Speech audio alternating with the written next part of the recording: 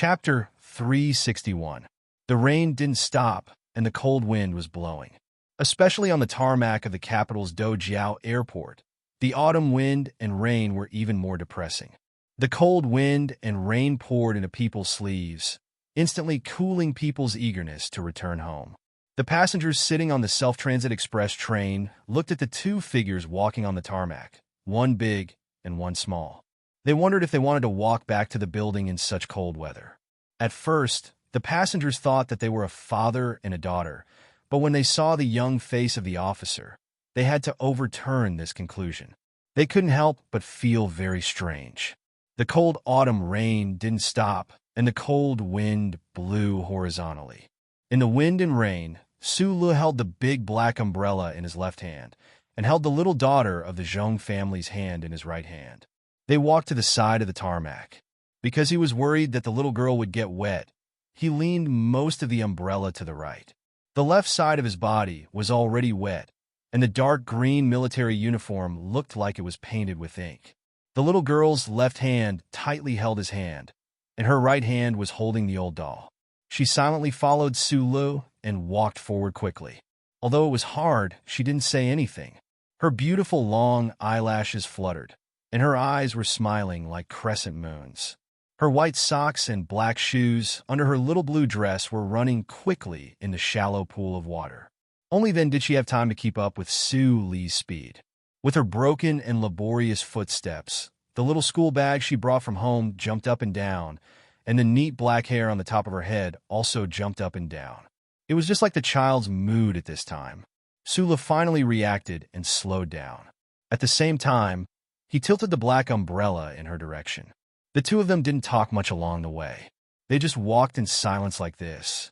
There was a tacit understanding and a wonderful sense of rhythm, just like 3 years ago in the 32nd district of the spaceship. They didn't walk far before Major Lan Xiaolong came down from the black car and welcomed the two of them to the car. He sat in the dark green military vehicle behind them. It was very warm in the black car, and it was completely isolated from the cold rain and autumn wind outside. Sula took out a towel and warmed it in front of the heater. He then covered Zhong Huashan's little head and rubbed it casually. He wanted to explain the military vehicle behind them and the identity of the men in Group 7. But looking at the little girl's eyes, she didn't seem to be very interested in these things. That's right. Every time the little miss of the Zhong family went out, she would be followed by a group of Special Forces soldiers. A formation like this, to her, was very common. The school bag and the old doll lay quietly in the back seat. Sulu quietly dried little Watermelon's wet hair, but his mind was thinking about something else. A bitter smile appeared on his lips. He didn't know if it was because he was obsessed or because he was shattered by the little girl's expression when she looked at the raindrops outside the window, but he unexpectedly asked Mrs. Zhong on the other end of the phone to take her out for 2 days. What was even more inexplicable was that Mrs. Zhong actually agreed to this absurd and irresponsible request after some consideration. It was important to know that little Watermelon was the only heir of the Zhong family in the West Woods. She had always been under extremely strict care in the capital ring. How could Mrs. Zhong agree to let her leave with Su Le? Are you satisfied now? Su Le threw the white towel in the back seat and looked at the little girl helplessly. Zhong Huiyin's ink-black eyes looked up, as if she was thinking. Then, she nodded vigorously, and the word yes came out of her straight and cute little nose. She rubbed her hair vigorously and shook it around with a giggle. She was like a puppy that had just returned home from a rainy day. She was extremely cute downstairs at Wangdu Apartments. Sulu carefully instructed the people in the military vehicle, mainly Lan Xiaolong. He wasn't used to the men from Group 7 following him around like bodyguards every day, but today he was bringing little Watermelon home. It was the first time the little miss of the Zhong family had left her parents' protection to go out and play. If he didn't have such a security expert by her side, he wouldn't be able to rest assured. Even if Mrs. Zhong said on the phone that the security forces to protect the little girl would follow them to the capital. Call Uncle Li, Su Le said to Zhong Huiyin as he pushed open the door of the apartment and pointed at Li Wei on the sofa. Zhong Huiyin glanced at the man on the sofa, nodded, and called, "Uncle Li." There wasn't much respect or intimacy in this call of uncle. The little girl's delicate and pretty face had a faint pride and indifference that kept people thousands of miles away. She didn't have the kind of intimacy that Mrs. Zhong had hidden deep in her heart, but she had learned her external expression perfectly. Although she was young, she already had a bit of a noble aura. Li Wei was sitting on the sofa and watching television in boredom. He had a cigarette in his mouth and a wine glass in his hand, looking like a gangster or scum. Suddenly, he saw Su Le bring home a little girl carved out of ice and jade. He was shocked and quickly brushed away the cigarette ash on his body and asked, "Whose child is this?" "She's really pretty." Su Le let out a wry laugh. He couldn't possibly tell the truth that this was the little princess of the West Forest region. He shook his head and sighed. "The child of a friend in Xixia wanted to come to the capital to play, so I brought her back." "That's good. This is also my first time in the capital as a country bumpkin. I wanted to ask you to accompany me for a stroll, but I was afraid that you would be busy. Coincidentally, I'm with this little girl." Li Wei suddenly stopped talking because he saw the indifference on this little girl's face. He sensed that she was definitely not a country bumpkin.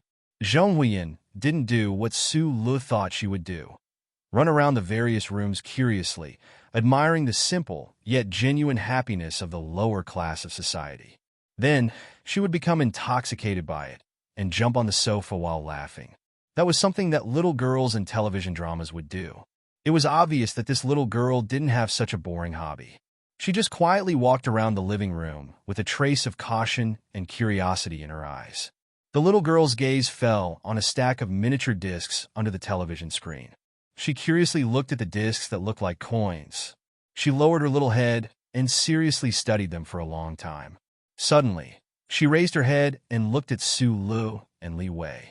She said in an incomparably serious tone, "This is a pirated version." Su Le and Li Wei looked at each other and felt endless shame and embarrassment. When they were young, they were orphans in Donglin. Naturally, they had developed the bad habit of buying cheap pirated versions. Now that they were being sternly criticized by an 8 or 9-year-old little girl, they couldn't help but feel their faces heat up. Who knew that Zhong Huiyin would suddenly burst out laughing? The little girl excitedly shrieked, "That's great. I've always heard people say pirated versions, but I've never seen them even once." She hugged the stack of pirated discs and turned around. She said, "Brother Su Le, I've never seen pirated versions. The Federation TV station doesn't make my favorite all-metal Frenzy discs, so I can only watch replays every time. But that station has too many advertisements." She innocently looked at Su Le and asked in an incomparably serious tone, "I've heard that pirated versions don't have advertisements. Is that true?" Su Le opened his mouth wide.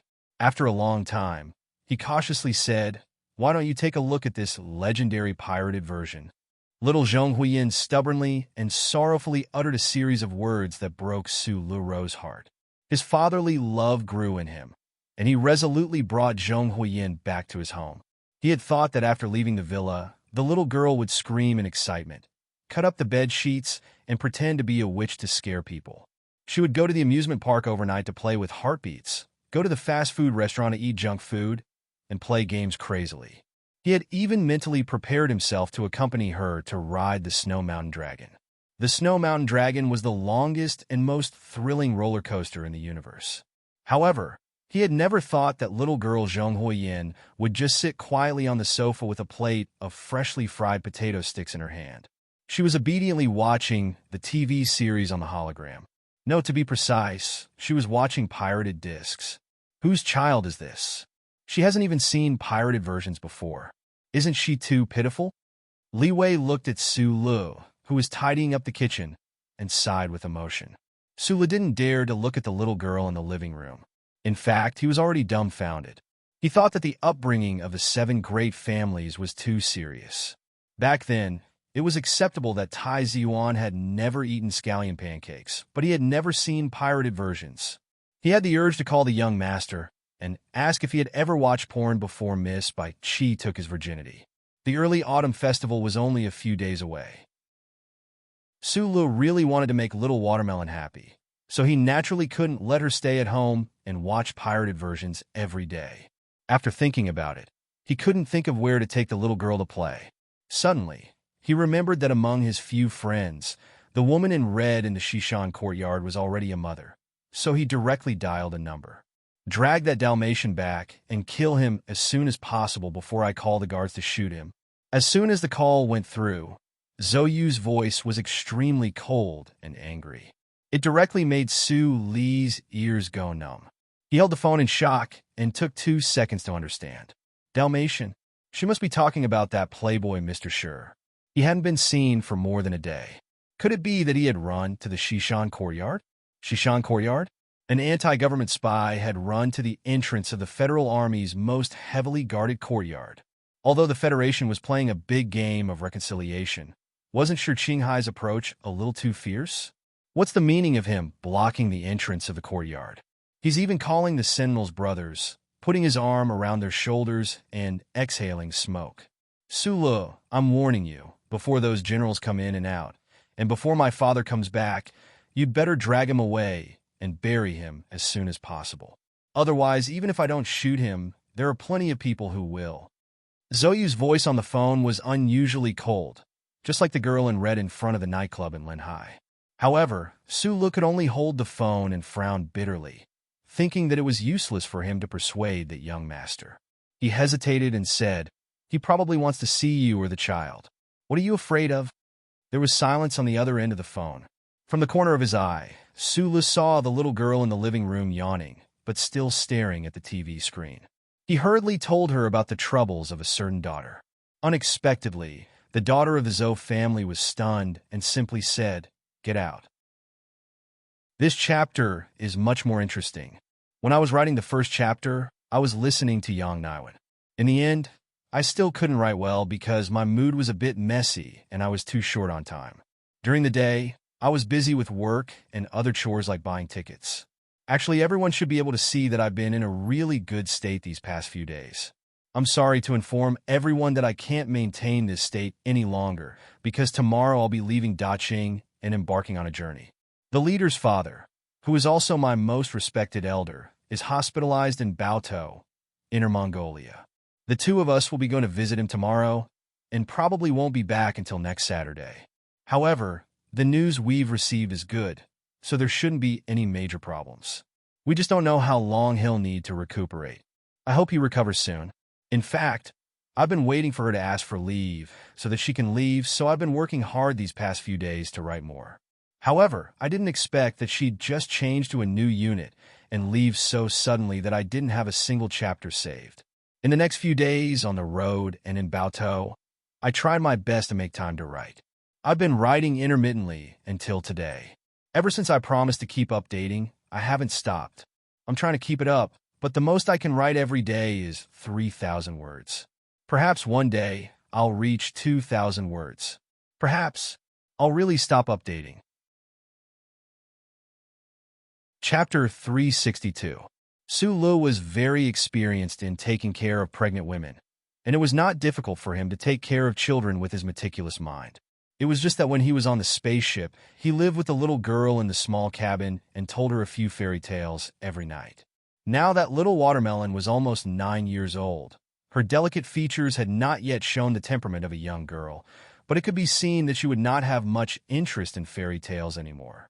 It's really troublesome. Sulu felt that his vacation might be the last one in his life, and it had been messed up by many things. The bad taste of life was vividly reflected in these few days. Starting from Mr. Sure to Li Wei, and then to Little Watermelon, all the people he had not seen for a long time rushed back into his life. Although it was infinitely warm, it was also infinitely busy. When had Wandu apartment ever been so lively? The most troublesome was still Little Watermelon. He leaned against the kitchen door with a cup of coffee in his hand and looked at the little girl on the sofa, who could barely lift her eyes. He couldn't help but smile slightly. He didn't know why this little girl always had absolute trust in him. 3 years ago, she was not even 6 years old. After 3 years, how could she still remember him? This kind of trust and the feeling of being remembered was very warm. Sulu forgot which philosopher had said that being needed was a very deep kind of happiness. But at the same time, this kind of trust and being needed was also a kind of great pressure. In addition to the pressure of Mrs. Zhong's trust in him for no reason, It was like a sharp knife under the soles of his feet. He had to be careful with every step he took. He had to let little Watermelon have a happy vacation and ensure her absolute safety.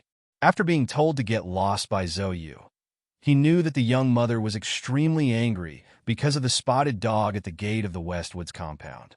Naturally, he didn't dare to call again. After thinking about it, he had to let little Watermelon have fun, and it had to be safe and quiet without any danger or disturbance. He really didn't know where to go in the upper class of the Federation, except for Linyuan and Lufeng Slope. But how could those places be suitable for a little girl? He suddenly remembered that he had received a call from Li Xiaotong yesterday. Li Xiaotong looked cold, but in fact he was quite a good person to befriend. He was a good person to consult, and anyway, he had to meet him before the end of his vacation. A place to play? No problem. The 3D movie washes the holographic screen, the amusement facilities are all there.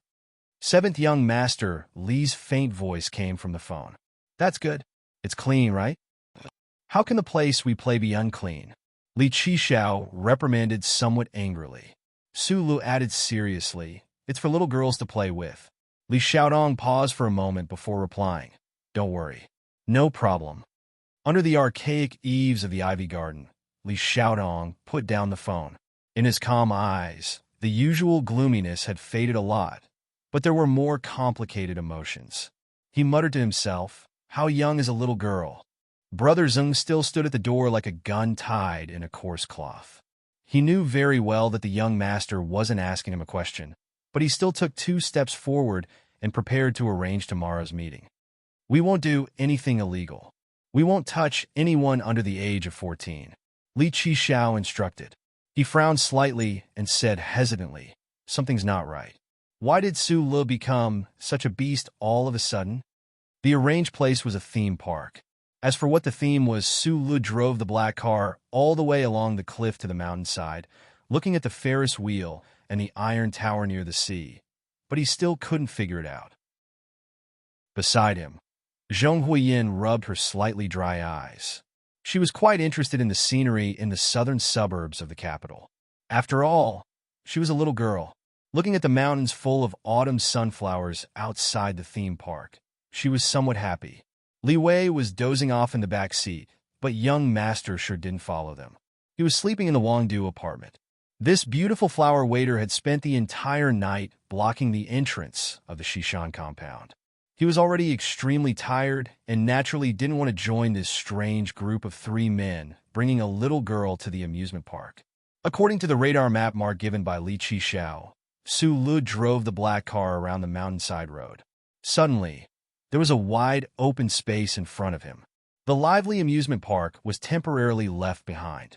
In front of him, there was a layer of fog on the mountainside opposite him. In the fog, he could vaguely see a manor. Behind the manor, there was a large area of slightly undulating green grass between the autumn hills. Building a golf course in the middle of the valley, this manor was really amazing. What surprised the 3 people in the car even more was that on the cliff to the right of the manor, there was a line shining with a metallic luster. Looking at it carefully, they found that it was an open-air elevator more than a kilometer long. Looking at the direction, it directly led to the large amusement park in front of them. This kind of design momentum couldn't be called big, but it should be called incomparably luxurious. After verifying the citizen information at the entrance of the manor, a staff member in a black suit bowed his head respectfully and got on the electric scooter in front to lead the way for the black scooter and the dark green military vehicle behind. After traveling for a short while in the slightly foggy valley, they passed through 2 deliberately arranged stone gates and arrived at their destination. After getting off the car, Su Lu held Zhong Huiyin's little hand and walked straight ahead. Li Wei turned up his collar and followed behind the 2. With a cigarette in his mouth, he looked at the furnishings in the manor with a complicated expression. He was shocked by the noble atmosphere here and was a little speechless. The staff member led the group to a door and left. Sula looked at the intoxicating wood door in front of him and thought that this door alone was probably worth a year of his salary.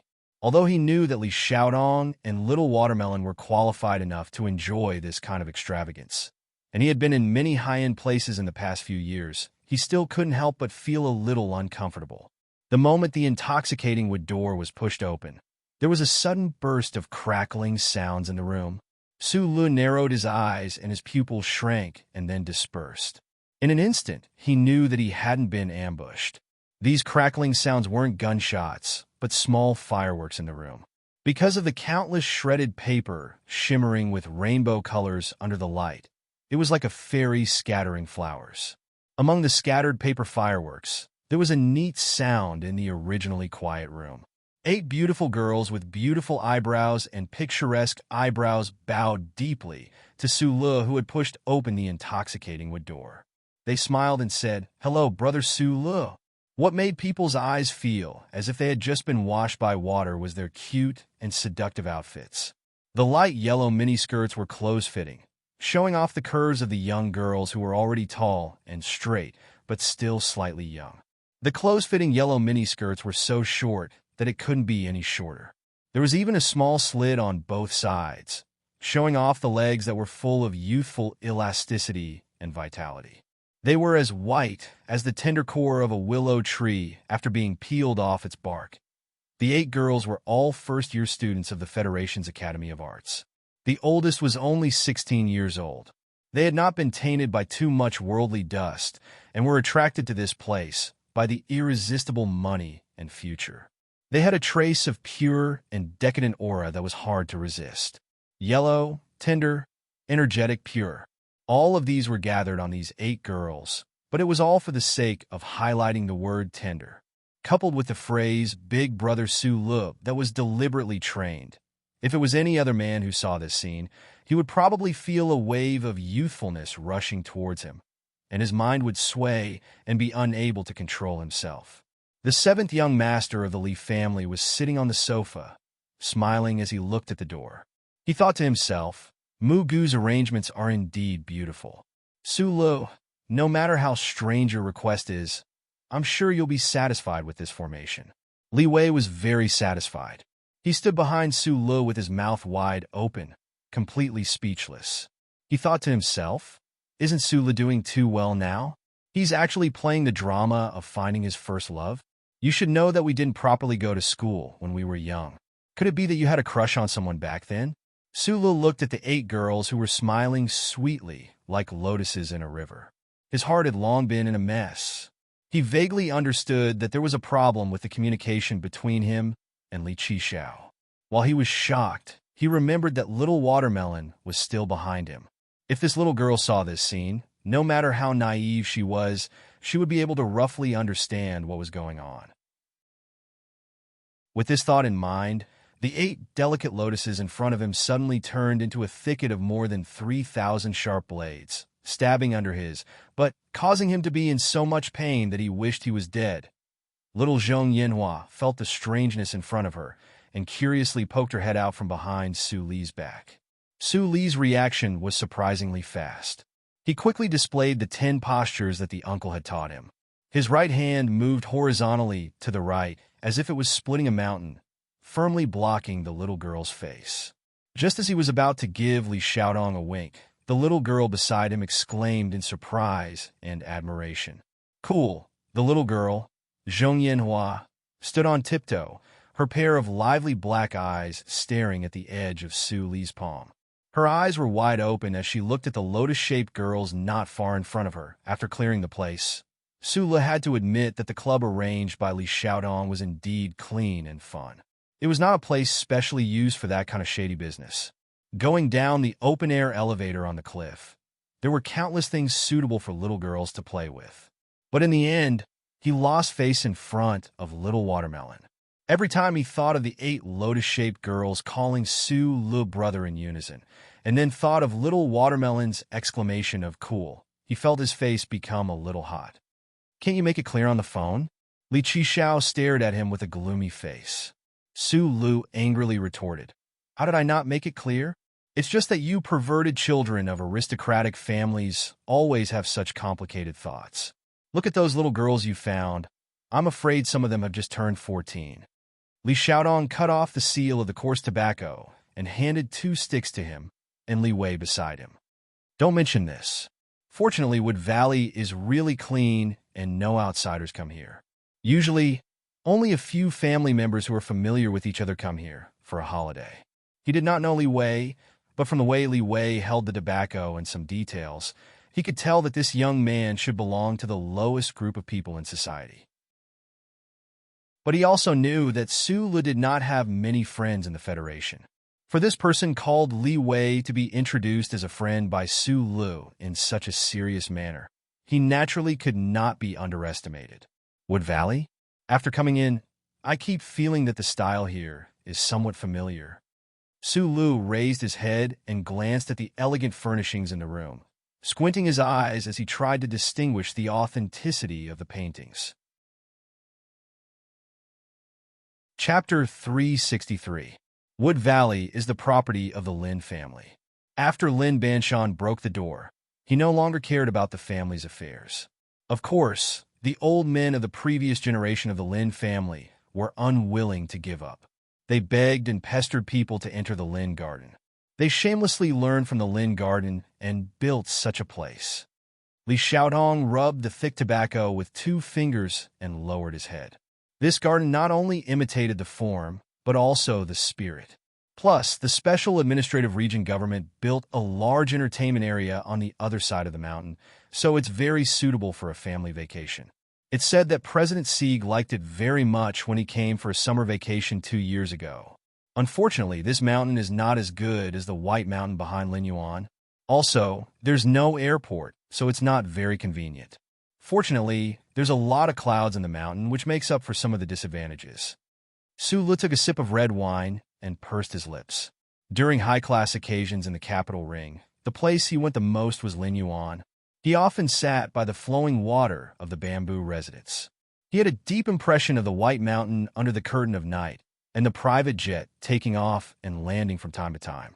That was the first impact of the Federation's wealth on his heart. Now that he heard Li Xiaodong's words and thought of the noble aura he saw when he entered the manor, he thought that it was no wonder. Li Wei did not know Li Xiaodong.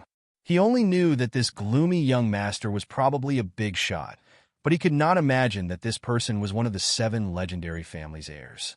He held the thick tobacco clumsily and lowered his head to listen to the conversation between Su Lu and Li Qixiao. The two talked about the president, the private airport, and other unfamiliar terms, which made him even more silent. He did not want to do anything inappropriate or say anything ridiculous. He could only enter the manor as Su Li's friend, so he did not want to lose face for Su Lu. It had been some time since he crashed into the top circle of the Federation, but Su Lu still had not figured out the brand or the so-called foundation of the coarse tobacco and red wine. As for the year, the rainwater, the pH of the soil, and the complicated relationship between the taste and taste, he was even more confused. Perhaps it would have been easier for him to recite and evaluate the paintings in the room according to the Dictionary of Art Evaluation in the library. However, this did not affect him from taking a puff of tobacco and a sip of red wine. When it came to enjoyment, perhaps one could enjoy it at a higher level by knowing the reason. However, that was all he could do to at least satisfy the physiological feelings of his senses. Placing the coarse tobacco on a large ashtray made of red-brown rice stone, Su Lu at least learned not to flick the ash. After a moment of silence, he said to Li Xiaodong, "Both the Li family and the Lin family want me dead, but because of you, maybe the Li family can tolerate me. The Lin family, I've beaten up Lin Daohai and trampled over Lin Yuanhu.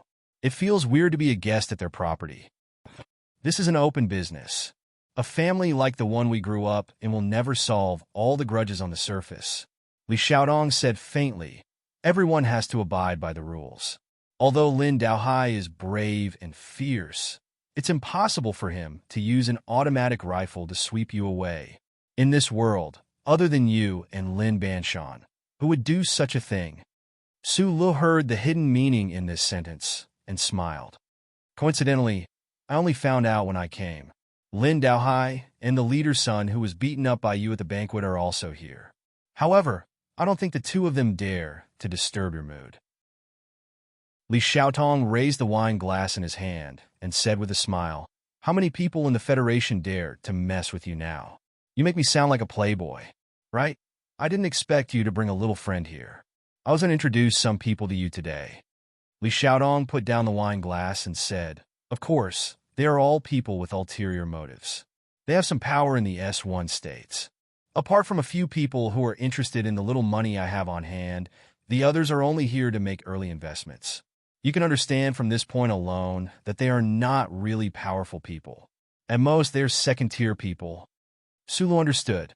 Even if Li Qishao was the second successor of the Li family in name, as long as that beautiful Li Xiuzhu was still alive and didn't make the decisive mistake of the last presidential election, he would always be at a disadvantage in the competition. Your money is not a little money. Perhaps it was because of Su Li's sudden appearance that the old men of the Li family, who had always been calculating, discovered for the first time that the Li family's seventh brother had a vision for investment. In just a dozen months, the private investment fund that he could control had risen to 970 million yuan. This amount of money could be considered a great fortune anywhere in the Federation. However, in the eyes of people like Li Xiaodong, compared to the vast wealth of his family, it was naturally just a little money. I don't have much interest in those investments. I'm going to keep all this money for you. Li Xiaodong's face was grave and stern. His collar was neat and cold like thin leaves hanging on branches in a snowy day. It is often stupid to invest separately. Although I haven't seen the crown prince you promised to introduce me to, now I am more and more convinced that just by investing in you, I will definitely get countless times more returns in the future. Li Xiaodong said very seriously, and Su Lu also heard it very clearly. If Li Xiaodong could really win his personal friendship in the future battle for the inheritance of the Li family, those old men would have to consider the attitude of that old man in Philadelphia. Although it was certainly not decisive, it was a very important bargaining chip. I have only met that old man once. Su Lu reminded him. It doesn't matter. At least now, everyone thinks that you are related to the Lis of Philadelphia. Li Xiaotong smiled slightly, and the coldness between his eyebrows gradually disappeared. Some people are even guessing that you are that old man's illegitimate son who has been living outside. Sulu did not spit out the red wine in his mouth. He slowly swallowed it and only felt bitter. He shook his head and sighed. The age doesn't match. So what? The tricks that the president and the parliament are doing now are making those old men and the family very distressed. Li Xiaodong said lightly, the current federation is no longer the old federation. Except for that madam, who dares to face the government directly. Only that tiger in the West Woods dares to scold the officials of the National Security Council at the joint conference. Why? Of course, it is because he has someone with a gun. My family has always been very envious and has been trying to establish some kind of close relationship with the military, but there has been no progress. My side seems to be progressing faster, so of course they are happy to see it happen. Su Lu knew that the biggest problem the Li family was facing now was the gold fusion algorithm proposed by President Pabre and forcibly passed by the Federation Management Committee. However, he did not know what other path the Li family could take to establish a close relationship with the military other than himself. At this time, Zhong Huiyin, who was brought to the room by the maid, finally put on her clothes and skipped out. The little girl came in front of Su Lu and held her chin with both hands. She blinked and said with a smile, Brother Su Lu, do I look good? Su Lu looked at the cute little raccoon in front of him. He did not expect Li Qishao to find a way to make the little girl happy in such a short time. He could not help but feel admiration. The 8 lotus-like young girls had already retreated, leaving behind only 2 who were in charge of the reception. Su Lu looked at the young girl with delicate features and sincerely thanked her. That's your circle. If you need me to meet them, I'll come back later. Su Lu stood up and held Zhong Huiyin's small hand with her furry raccoon. He looked at Li Xiaodong and said with a wry smile, my main task today is to play with her. He knew very well that the party Li Xiaodong arranged today was not necessarily an attempt to drag him into a certain circle, but it could be assumed that he also had some intention of taking advantage of the situation. After all, his origin as the youngest lieutenant colonel in the Federation had already become a hot topic in the upper-class society of the Federation. If he appeared, it would definitely be a bonus for Li Qishao.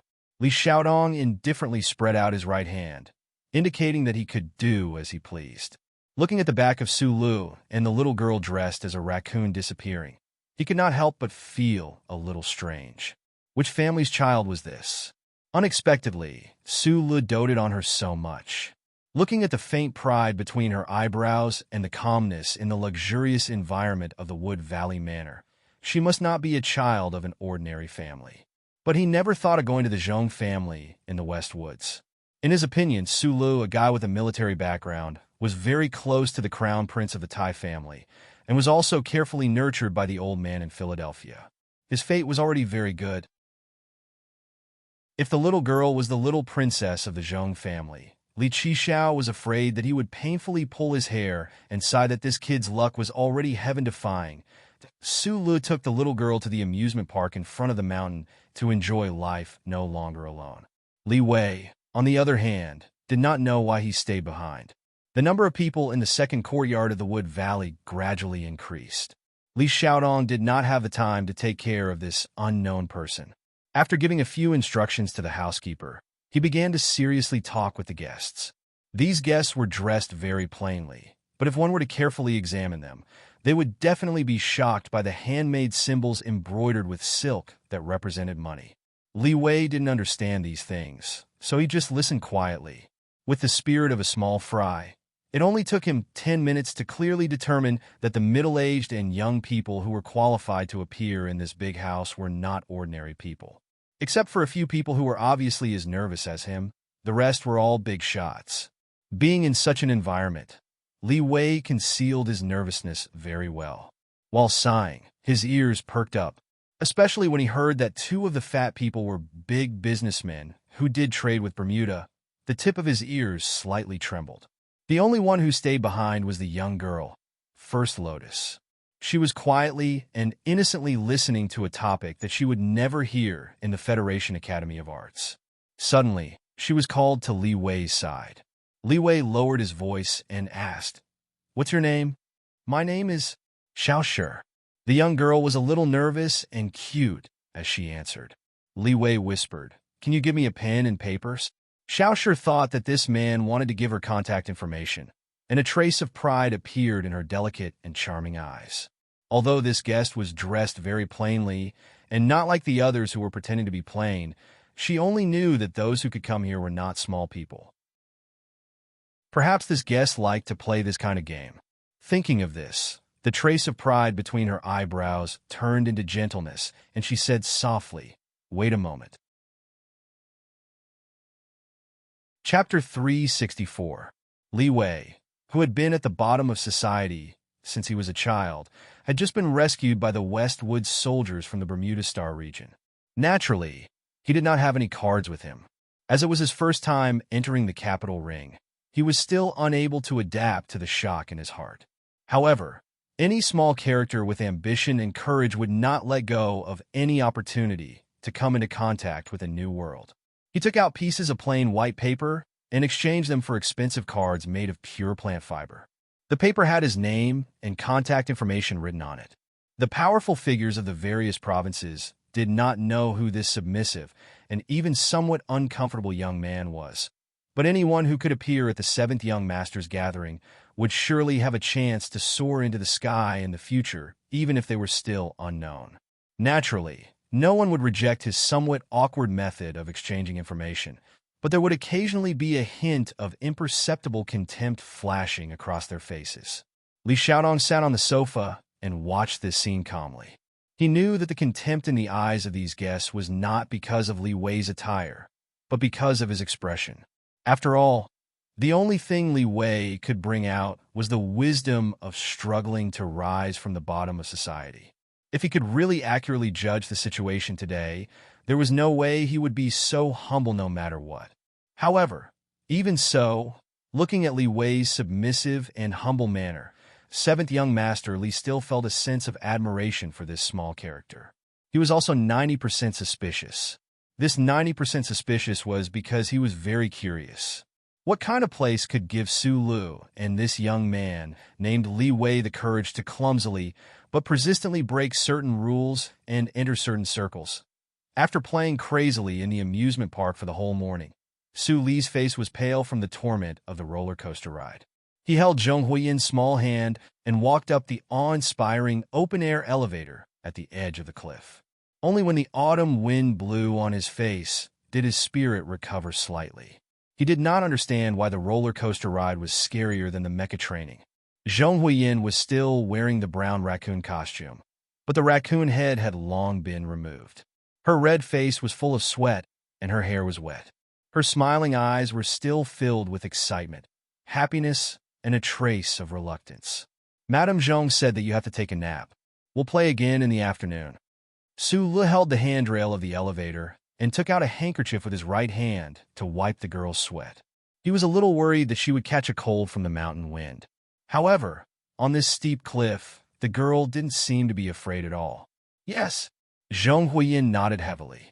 Including the armed members of Team 7, there were 8 people in the elevator. They arrived at the side entrance of Wood Valley Manor halfway up the mountain and met up with Lan Xiaolong, who was guarding the elevator. Lan Xiaolong leaned close to his ear and whispered something. Su Le was slightly startled and looked to the right. Behind an antique screen wall, 2 ancient pines poked their heads out. There was a group of people standing on the cliff in front of the screen wall, pointing out the mountains and rivers. There was an indescribable heroic spirit that reached the clouds.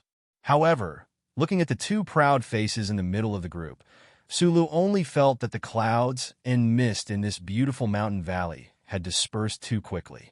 How could he see them again and let them sully this mountain scenery? Li Qishao said that they wouldn't disturb him, but there was an old Federation proverb that said that if they weren't true enemies, they wouldn't always be together because of fate. This seemed to be referring to this scene. Su Le was afraid of trouble, but he also didn't want to cause trouble, let alone these 2 boring people. He glanced at the second son of Nanshui's leader, Nan Mingxiu, and the heir of the Lin family, Lin Dohai, and shook his head. He then held Zhong Huiyin's hand and stepped onto the stone path, preparing to leave. However, in the end, he underestimated the high degree of summation and magical power of the Federation proverb. The group of youths who were pointing out the mountains and rivers and pretending to have the aura of nobility just happened to rest at this moment. They were preparing to enjoy the most famous feast in Wood Valley. As soon as they turned around, they saw them. The 2 groups of people were stunned at the same time. No one said anything. The silence lasted for 3 seconds. Suddenly, Lin Dohai smiled and said, "What a coincidence.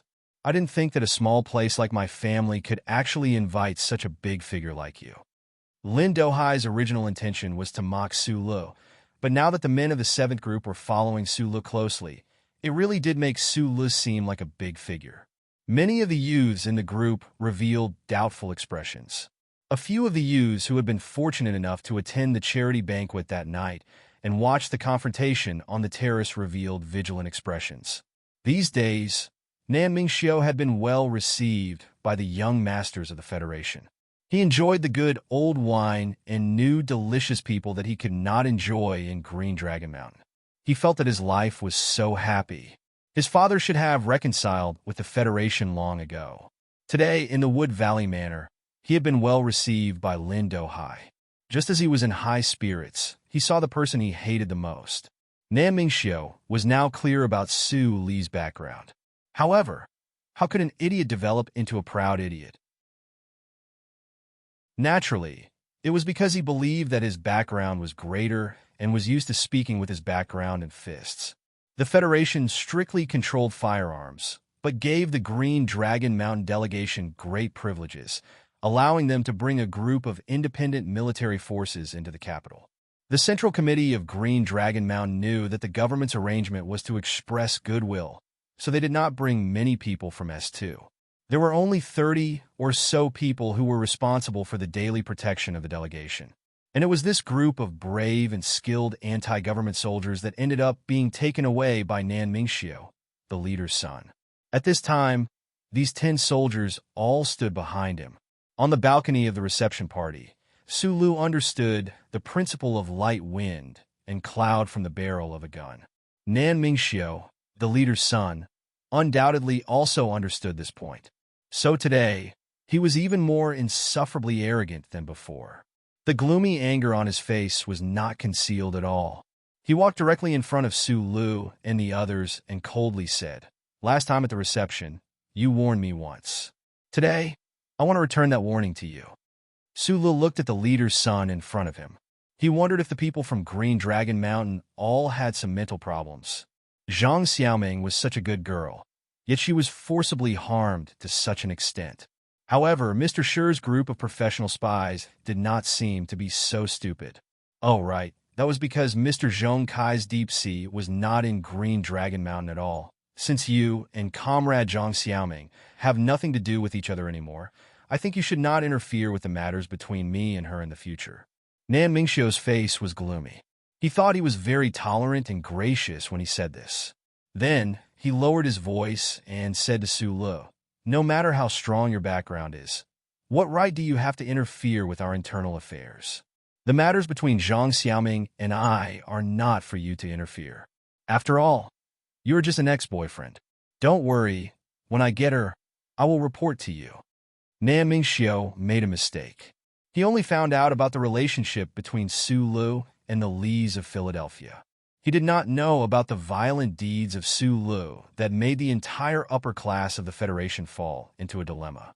He also did not know that Su Lu was not best at verbal attacks, but was best at fists. 2 years ago, at the Double Moon Festival Ball, Counselor Sun Sun had said something similar.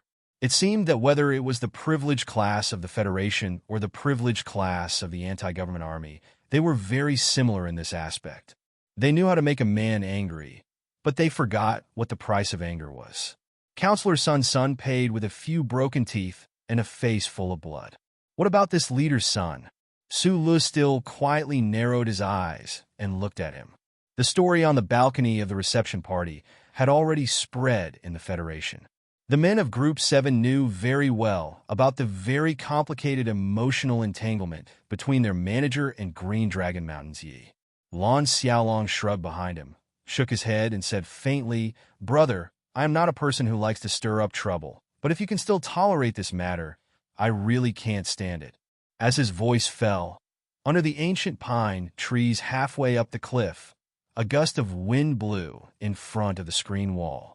Su Lu raised his hand, grabbed Nan Mingxiu's throat, and directly pushed him against the screen wall, making a muffled sound. The anti-government army special guards who had been vigilantly protecting Nan Mingxiu immediately took out their guns nervously and aimed at Su Li's back. However, immediately afterwards, a shadow blocked the muzzle of their guns. Apart from Xiong Linquan, who had a special gun permit and could carry guns at all times, the men of Group 7 all had their guns in the military vehicles and could not carry them with them. However, even so, they still had cold expressions, fearlessly blocking Su Li's back. In front of the muzzle of their guns, it was as if they did not care at all, even if the muzzle of these soldiers' guns sprayed out. "Put down your guns!" Lin Dohai saw this scene, and a chill rushed to his brain. He shouted loudly while blocking in front of those Green Dragon Mountain soldiers without any regard for his precious body. Those soldiers knew that this person was on good terms with the leader's son, so they subconsciously lowered the muzzle of their guns. Lin Dohai let out a sigh of relief. Although he hated Su Lu very much, he knew that if these soldiers were allowed to shoot Su Lu or Su Li's security personnel to death, or even injure them, if that old man from Philadelphia was angry, who in the Federation could withstand the old man's anger? Su Lu did not care about the muzzle of the guns behind him. This was the Lin family's territory. Even if Lin Dohai was extremely stupid, he would not let these anti-government soldiers open fire. Furthermore, Nan Mingxiu's throat was in his hands. These loyal and stupid anti-government soldiers would not dare to act rashly. He stared at Nan Mingxiu's flushed face, his eyes gradually showing fear, and said in a low voice, "You are right. Zhang Xiaoming is not my woman now. However, no matter who wants to be your man, I have to give the nod." Many people on the cliff heard this sentence and could not help but change their expressions. They thought that this young master was too fucking unreasonable. Even Lan Xiaolong, who claimed that he did not like to stir up trouble, but was actually stirring up trouble everywhere, could not help but be shocked speechless by this tyrannical and unreasonable sentence. Cool. After hearing Su Li's announcement, Zhong Yanhua, who was hugging the cute raccoon head, opened her eyes wide and exclaimed softly, Chapter 365. When Lin Daohai brought out his status as the successor of the Lin family, it was quite convincing. After all, compared to the Green Dragon Mountain's anti-government army, the history of the 7 great families was more than twice as long. What was even more confusing was that the Green Dragon Mountain's bloodline, which overthrew the 7 great families as representatives of all evils, seemed to never lack dog-shit characters like Nan Mingxiu, who deeply envied and even faintly revered the 7 great families. "I'm going to kill him." Nan Mingxiu listened to Lin Daohai's advice and suppressed his anger with great difficulty. He rubbed his aching neck and stared at the backs of the people disappearing on the stone path.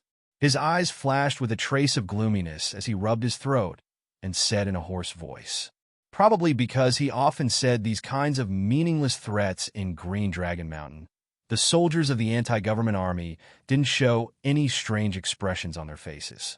The problem was that if this was Green Dragon Mountain, perhaps this leader could really kill someone. But in the capital city, even in the suburbs, he didn't have this kind of ability. Even the eagles of the mountains would have to hide in this kind of place, the tigers would have to lie down, and the giant serpents would have to coil up. The prosperous and developed S1 had this kind of ability that pervaded the air. It was probably because of this that the leader of Nanshui insisted on not taking a position in the Federation government and continued to stay in the barren Green Dragon Mountain.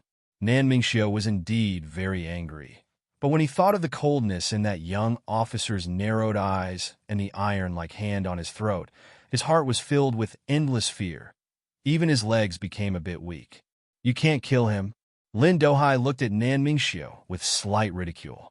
For a moment, he forgot to pretend to respect this leader's son, probably because it was rare to find someone more useless than him.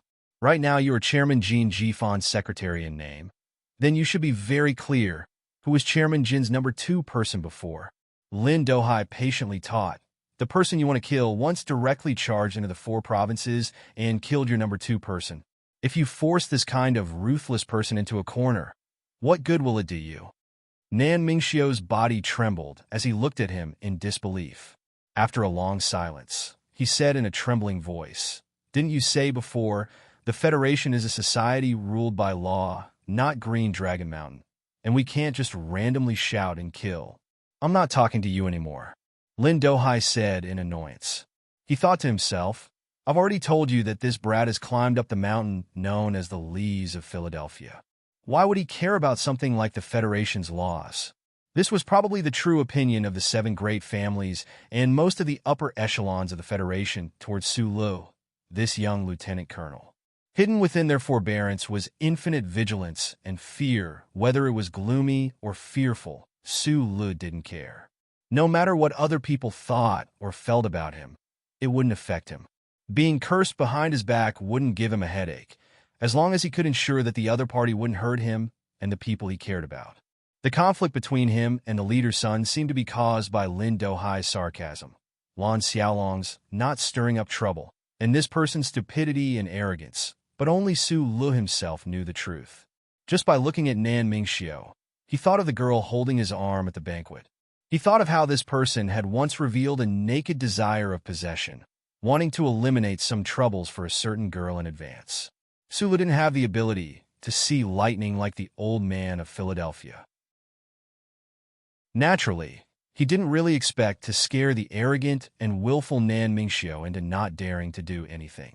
However, he believed that after he left, Lin Daohai would definitely tell the people of Green Dragon Mountain about his glorious deeds in order to hide his incompetence in his own territory. If those glorious deeds still couldn't wake Nan Mingxiu up, then it could only mean that this person was stupid to an incomprehensible degree. A person as stupid as this should have died a long time ago. It seemed that Macklin's death at his hands was still a secret. However, this secret couldn't be kept for too long, especially in a certain level of the Federation society. In the number 1 courtyard of the Wood Valley, the subordinates sent by the 7th young master to serve Su Lu and his group reported everything that happened on the way to him.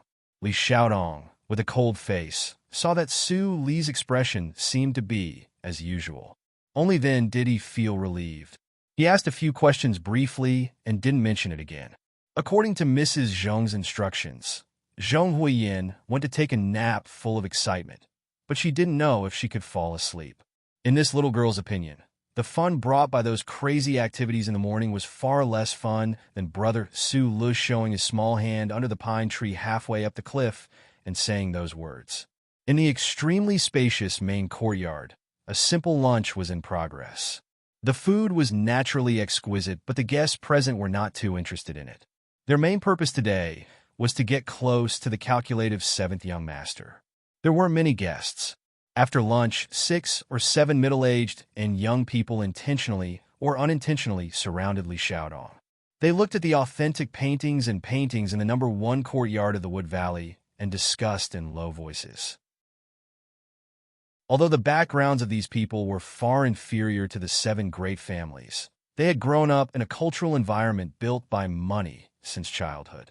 Their eyesight was not too bad, and their words were always exquisite. Li Xiaotong indifferently chatted with the guests, but from time to time, he glanced at Su Lu in the corner from the corner of his eyes. When he found that guy was still seriously eating the yellow cake with caviar, he couldn't help but smile slightly. During the lunch, he didn't introduce Su Li's identity. He didn't even deliberately talk to Su Lu in front of these guests. He just wanted to see what kind of attitude these guests would have before they knew Su Li's background. In some ways, the 7th young master of the Li family was more outstanding than his lifelong rival, Li Xiuzhu. Su Li knew that the role he had to play today was a flag with a big Li written on it. Although he admitted that his relationship with the Lis of Philadelphia was not as exaggerated as the rumors in the Federation, since Li Xiaodong wanted to use the flag to scare people, he could only let him do it. Presumably, that old man wouldn't care about such a small matter. He was wearing a military uniform today and deliberately didn't wear epaulets. Although it was somewhat against military regulations, if he didn't want to always be looked at in shock, there seemed to be no other way. It was also for this reason that the guests in the courtyard didn't recognize him. They just politely nodded with a sense of distance and walked away. While waiting for Li Qishao to unfurl his flag, he quickly ate. Thinking that he still had to accompany Little Watermelon to the amusement park in the afternoon, he decided to eat his fill first. Otherwise, if his face really turned pale and he fainted next to the little girl, he was afraid that he would lose face again. He had already lost face many times today, and he was afraid that he would lose face again. Now that the taste buds on his tongue had gradually gotten used to the rich taste of the caviar, he didn't frown like he did in the H1 area. Li Wei had been quietly listening to Li Qishao's circle. He didn't say a word, but he also didn't miss a single word. Su Lu noticed this, but he knew his character since he was young, so he didn't find it strange and didn't want to disturb him. The sun shone through the ancient trees above the courtyard, and it was very quiet. Su Lu ate his food quietly, but he didn't expect that a slightly chubby, middle-aged man would suddenly find him. This middle-aged man introduced himself. His surname was Chung, and his name was Feng Shi. He was a researcher at the Darcy State Mechanical College. This person made a design that he was very proud of, but he couldn't find a sponsor to continue his research. Through some unknown means, he somehow managed to find an opportunity to enter the first courtyard of the Wood Valley. However, after staying in the first courtyard for a few hours, Chung Fengshi found that he couldn't find any opportunity to promote his research. He was somewhat dejected. He didn't know that the gloomy young man was the second successor of the Li family. He only knew that there were a lot of important people in the guests today, and people like him didn't have the opportunity to speak. After struggling for a while, Chung Fengshi was finally unwilling to give up.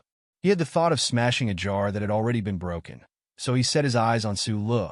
In his opinion, this young officer who no one paid attention to was probably like him, who also came to the first courtyard for some unknown reason. Even if the other party didn't have money, it was always good to communicate and show off one's proud work. Micro-turbocharger system? A hydrogen-based turbocharger system? Su Lu held a handkerchief with the scent of osmanthus in one hand and wiped the remnants of caviar on his lips. His other hand was holding a few pieces of paper and looking at them. His voice was full of surprise. As an excellent mechanical engineer, he quickly saw the value of these few pages of paper. More importantly, the direction of Chung Fengshi's research seemed to be feasible. Yes, but what are you going to use for the oxidizer? Su Lu put down the handkerchief and asked doubtfully, "And I don't understand. The current standard output model used by the Federation has abandoned turbochargers for many years. Especially if you want to do miniaturization. How are you going to pass the material hurdle? Also, isn't the interference of the leaf suction in the design a bit too big?" Chung Fengshe was slightly stunned, but then he was overjoyed. He didn't think that the person he randomly found would be so knowledgeable. Although the question was simple, it hit the nail on the head. Although he still didn't have much hope for the project's financing, he was happy to have found a kindred spirit. Using his sweaty hands to flip through the few pages of paper, he vaguely explained. Su Lu scratched his head, thinking that this person's thinking was really sharp. It was just that his explanation was too poor. The more he listened, the more serious he became. After a while, he looked at Chung Fengshe and said, "The School of Mechanics didn't allocate any funds?" Chung Fengshe used his sleeve to wipe the sweat on his forehead. He smiled bitterly and said, "The miniaturization of turbochargers is indeed good for the instantaneous power output of certain small equipment, but the cost-performance ratio is too low. There's no commercial future. Not to mention the school. I've been looking for investments in society for 2 years, but I haven't found anyone willing to invest." Su Li's eyes narrowed, then gradually brightened. Unlike Chung Fengshe's worries, he quickly remembered that there was one area in the world that didn't care about cost-performance ratio. That was high-end weapons used to kill people such as mechas. At this time, Li Xiaodong and the other guests were casually talking about calligraphy and painting. No one noticed that in the corner of the courtyard, Su Lu and this middle-aged man were seriously discussing mechanical matters. "Do you need money?" Su Lu looked at the time. The little girl's afternoon nap should be ending soon, so he asked Chung Fengshe. Chung Fengshe nodded honestly and helplessly. "It's a lot of money." Chapter 366. To be able to walk such a stable and successful business path and come into contact with existences at the level of the 7 great families. Which of the guests in the room was not a character that had cultivated into a spirit? Suddenly hearing Li Xiaodong's name from the courtyard, everyone looked back. There were many different expressions on their faces. Some were shocked, some were frowning, and some were secretly pondering. Under all the different expressions, there was a common trace of pity. How many people dared to call the 7th young master by his name? Everyone understood that they had misjudged the young officer in the courtyard. Li Xiaodong slightly frowned, walked out of the room, and came to the courtyard that was full of sunlight and mottled shadows. He looked at the slightly chubby middle-aged man beside Su Lu and tilted his head, thinking that he did not seem to know this person. A subordinate leaned over and whispered a few words in his ear, and then he showed a look of understanding, because he was worried that Su Lu, this rock, would not be able to adapt to the atmosphere of today's gathering. He let his subordinates casually choose 2 researchers who were looking for investment. He thought that Su Lu was a genius engineer and would naturally have more in common with this kind of person. Li Xiaodong was very talented in investing money, but he really did not expect that mechanical engineering was actually divided into many categories. Looking at Su Lu standing beside the middle-aged man and flipping through a few pieces of paper, Li Xiaodong could not help but feel a trace of interest. Could it be that this middle-aged man had successfully convinced him? "What's the matter?" Li Xiaodong walked over. "I think this project is very interesting and worth investing some money." Su Lu looked at him and said, "Look at his materials first, but it's a bit messy. How can I not trust your judgment in this aspect?" Li Xiaodong said, "I won't understand even if you show it to me. Since you say it's interesting, then it really means it. How much do you want to invest?" Su Lu smiled, turned to Chung Fengshe and asked, "How much is the budget for your research?" Chung Fengshe nervously looked at Li Xiaodong, very nervously and apologetically extended 2 fingers, and said in a low voice, the initial, 200 million. Li Xiaodong was slightly stunned. He didn't expect that the investment would be so high at the beginning. It should be known that the funds he could freely use now were less than 1 billion. He couldn't help but look at Su Lu inquiringly. Looking at Li Xiaodong's inquiring eyes, Chung Fengshe's confidence, which he thought was unreasonable, suddenly disappeared. In the past few years, there had always been investors who could see the prospects of this project, but at the same time, they could see that there was no way to do business, so they all coldly refused. Was it going to happen again today? To his surprise, after he reported a budget of 200 million with great difficulty, Sulu lowered his head and thought for a while. Then, he shook his head and said, 200 million is not enough. We need at least 300 million. Sulu had learned a lot from Professor Shen in the Husk Institute. He had also dabbled in the material science aspects of the database index tree. In addition to his experience in the Harbor City Industrial Park last year, Sulu had some understanding of the process and the general budget of a research and development project. Such a miniaturized turbocharging project seemed to be very inconspicuous, but to overcome the obstacles in between, it was absolutely impossible to spend less money. From 200 million to 300 million, Li Xiaodong, who was originally hesitant, no longer hesitated.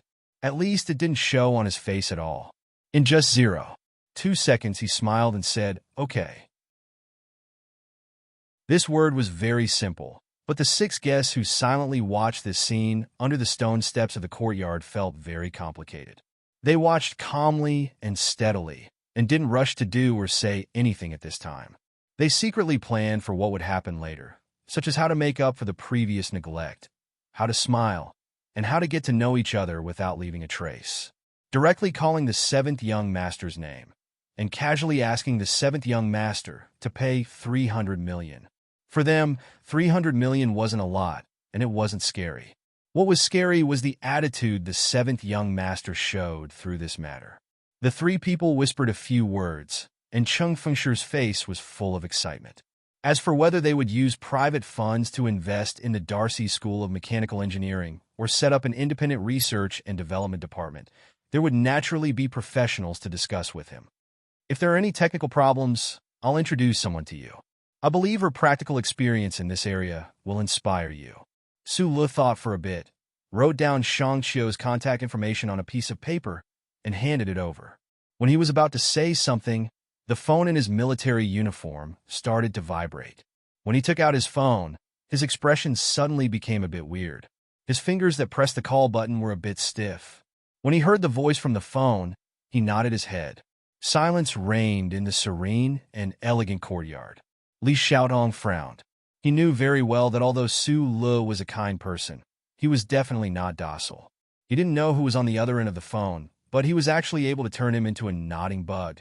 Seeing Su Lu take the phone and walk out of the courtyard, the guests in the courtyard were all guessing the identity of this officer.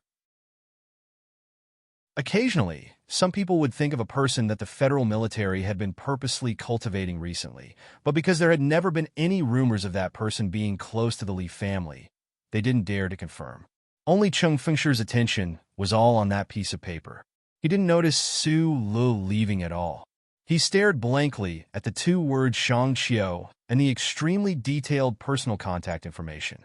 He couldn't believe his eyes. Shang Qiu, the first-level technical supervisor of the Nutshell Engineering Department, the genius who designed the MX Mecha?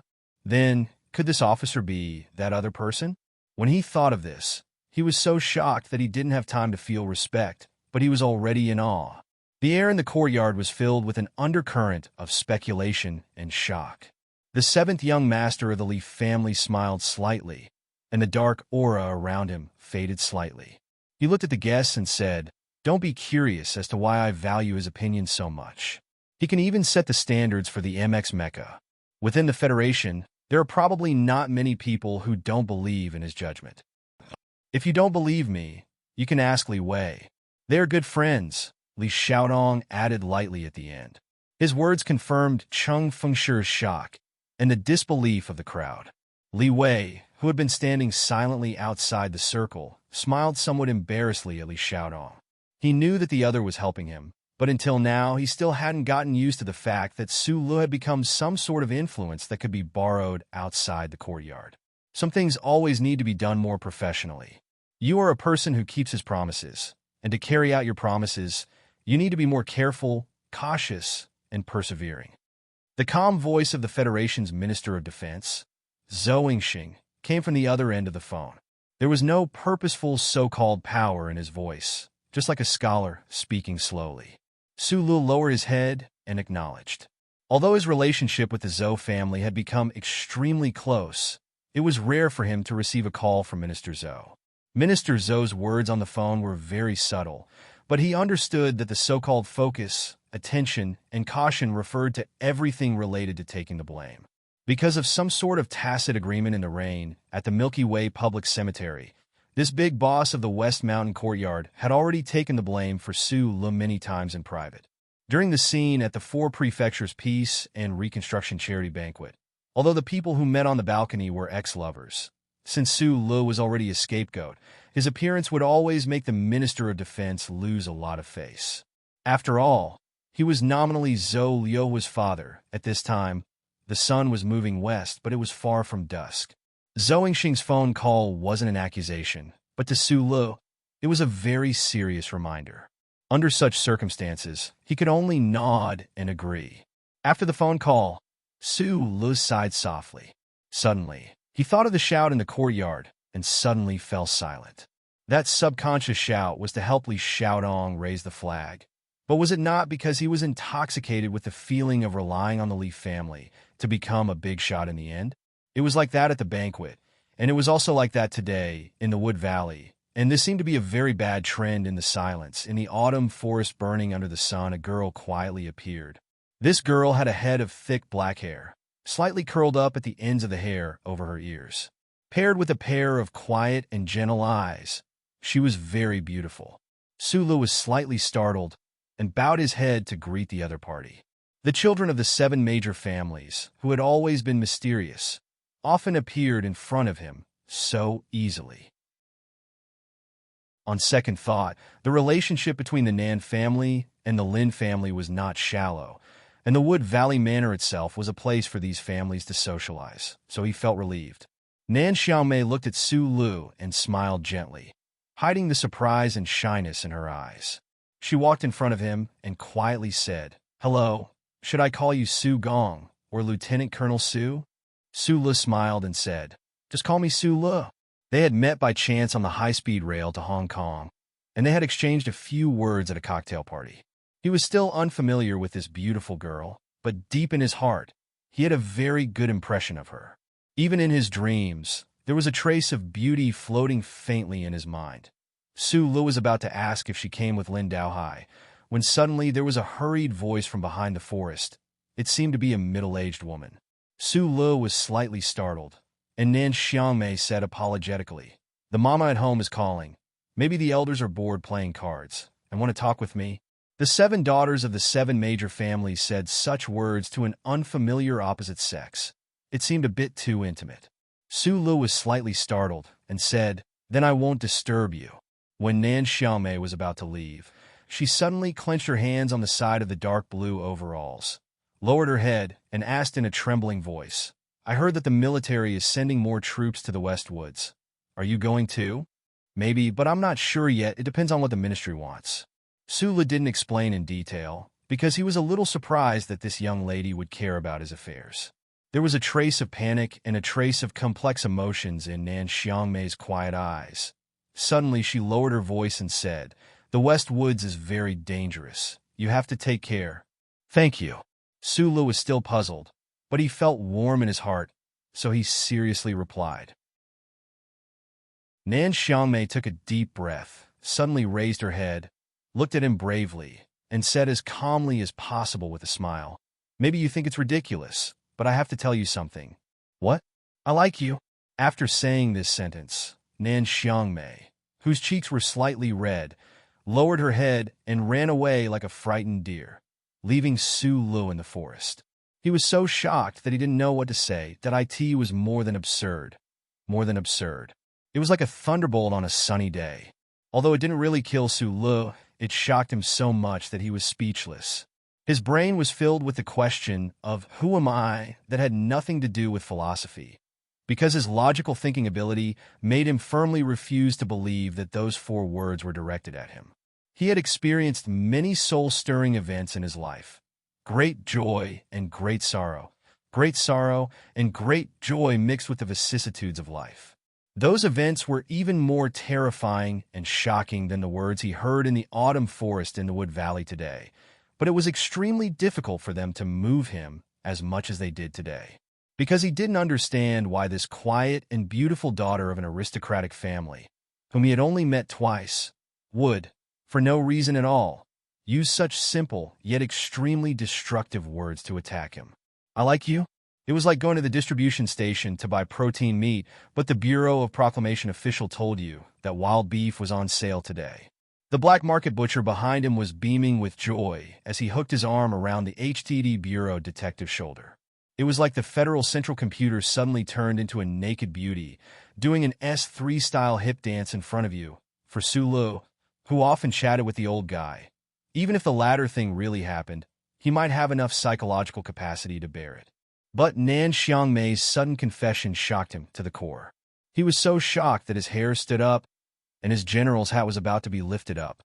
He didn't know that after leaving Harbor City, Nan Xiangmei, who had left her marriage contract, had tied her first budding feelings of a young girl to that ordinary engineer, who she had met by chance in the carriage and met again unexpectedly in Harbor City.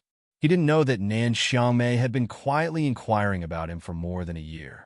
She silently and nervously watched him change from a nutshell engineer to a guy who shocked many people in the Federation. That beautiful daughter of an aristocratic family even got his contact information from Li Xiaodong, but she didn't have the courage to contact him.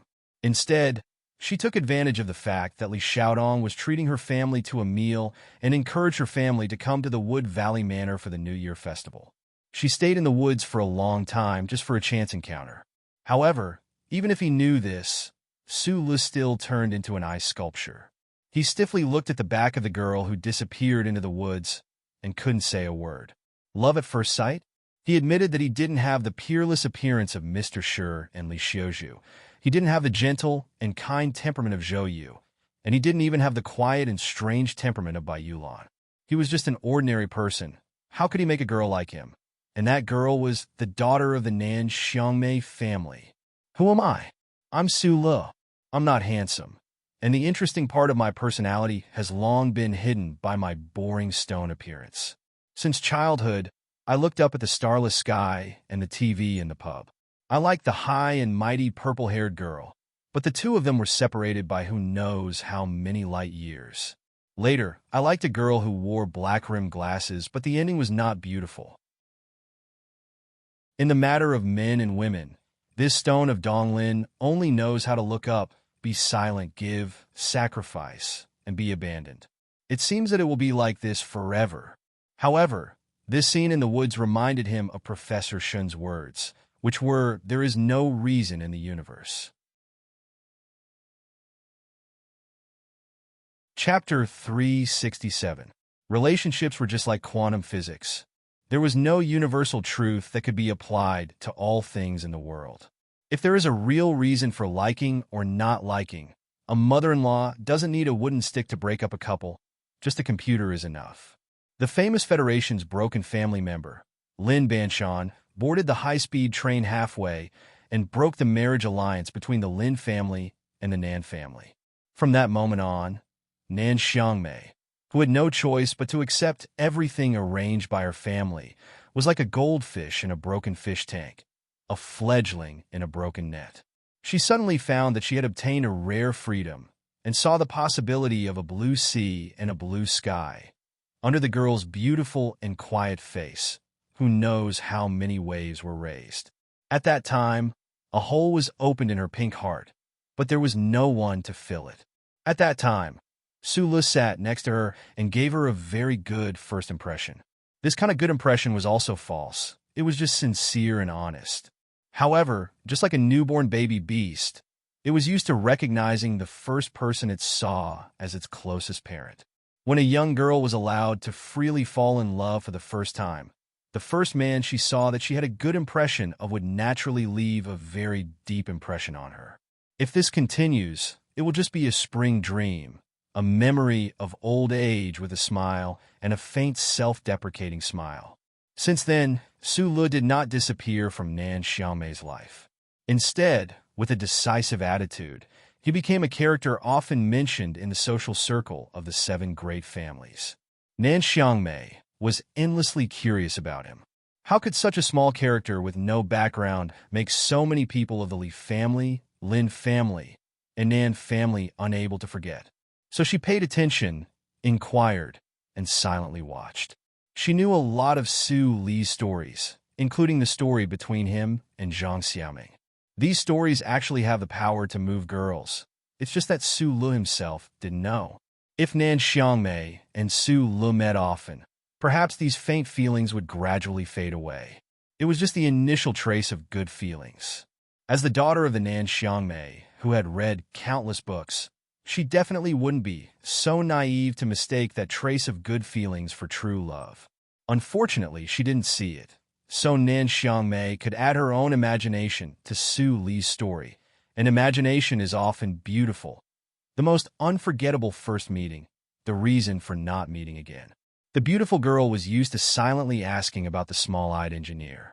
Gradually, she was peacefully and happily immersed in this habit, because she did not know that all feelings were actually just habits. After silently smoking a cigarette in the woods, Su Lu was still in a daze. Nan Xiangmei took the initiative to reveal her inner thoughts to an unfamiliar member of the opposite sex. What kind of courage and boldness was this?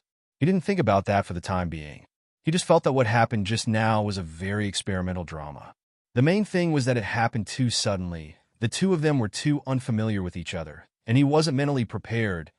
Nan Xiangmei was worried that he would go to the battlefield in the West Woods, so she bravely expressed her feelings. But in the environment of the three words too, Su Lu only felt that there was a sudden clap of thunder in the silence. He was looking for a poem among the blades, but it turned out to be a pear blossom body. After washing his face in the mountain spring that was deliberately attracted, the cold spring water splashed on his slightly hot cheeks. Su Lu realized that he couldn't help but feel excited and slightly proud after all.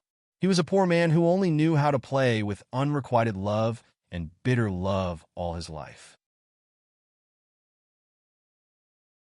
Suddenly, he became the target of someone's unrequited love, and that girl was the kind that he had a good impression of.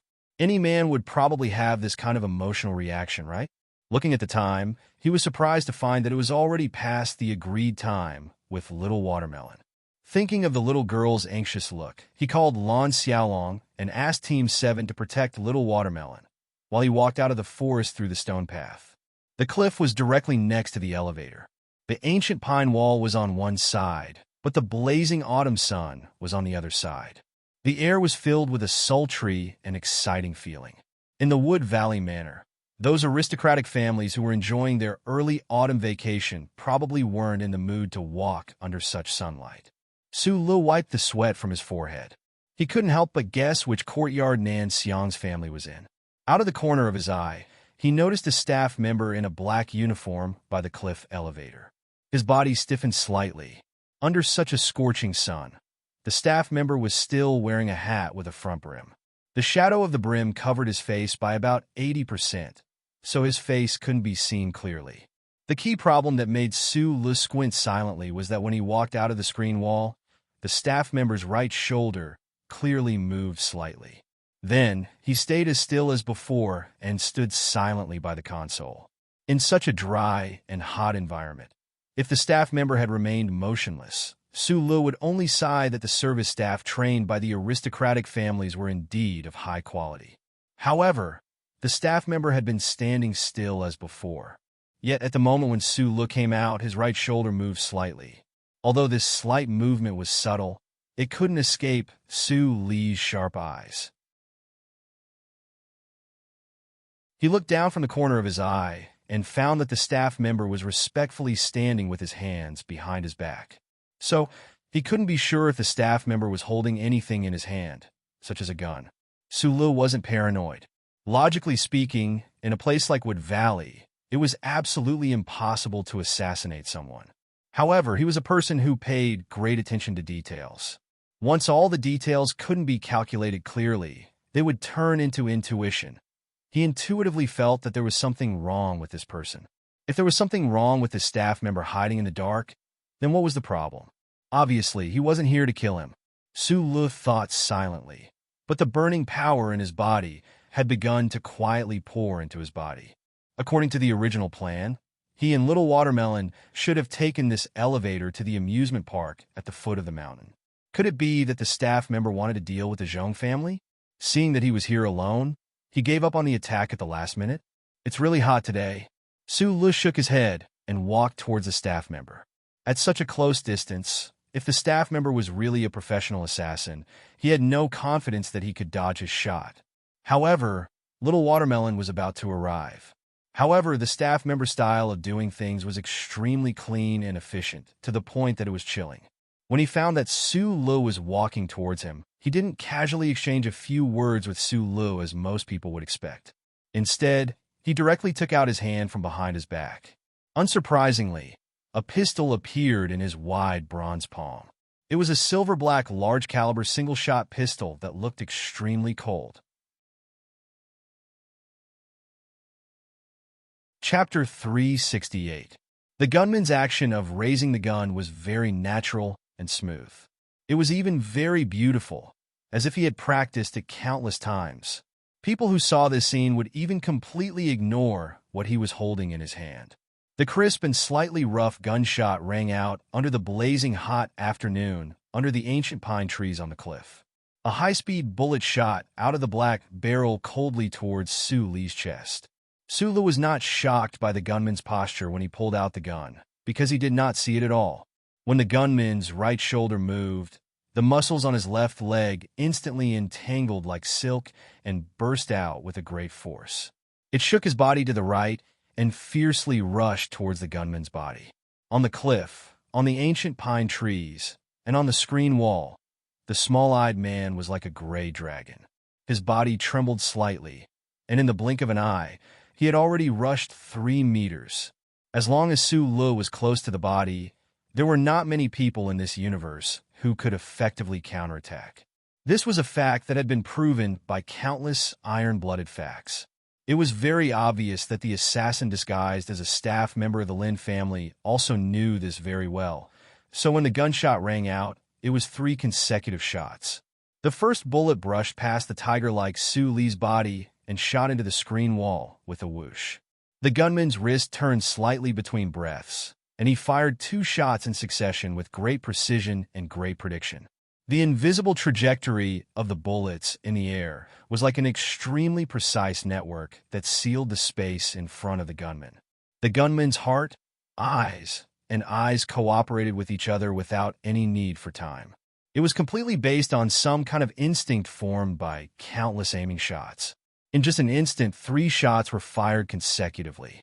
Where the gunman's eyes aimed, the whistling bullets dragged the shadow of death as they shot towards the target.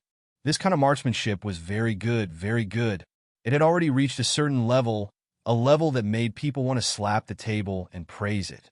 Since childhood, Su Lu had been practicing those 10 postures tirelessly day and night. That was why he was able to turn the skills that the uncle taught him into an instinct of his body.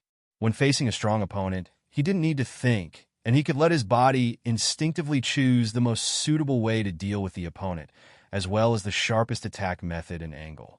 This person was the same, but he used a gun. The situation was very dangerous. No matter how fast Su Li's movements were, even if he was about to turn into an afterimage, he was still not as fast as the shifting of his gaze. This was the so-called the glance of 10,000 miles. What was terrifying was that this assassin was able to display this ability through his powerful spear skills.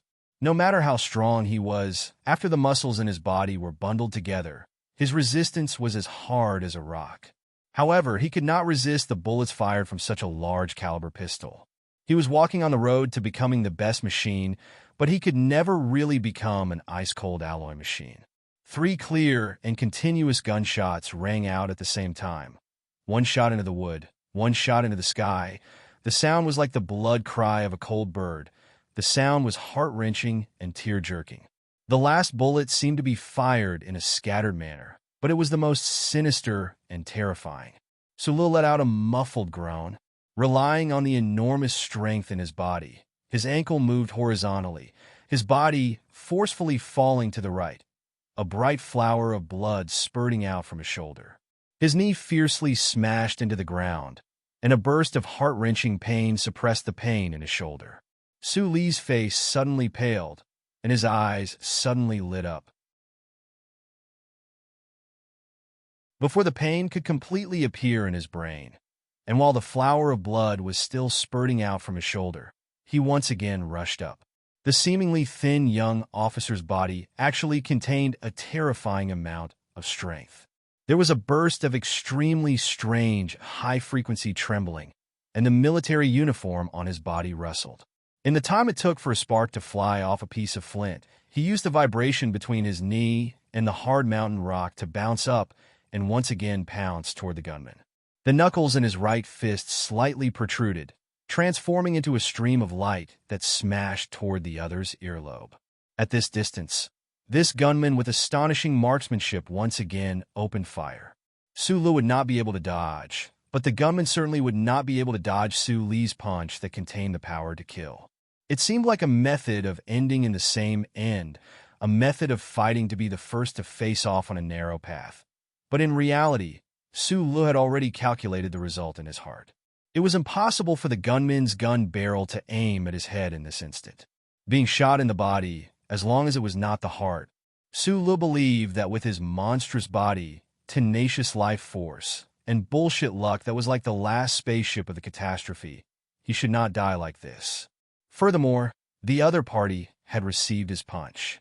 No matter how valiant the gunman was, he could only end up with his head exploding like a watermelon, dying on the spot.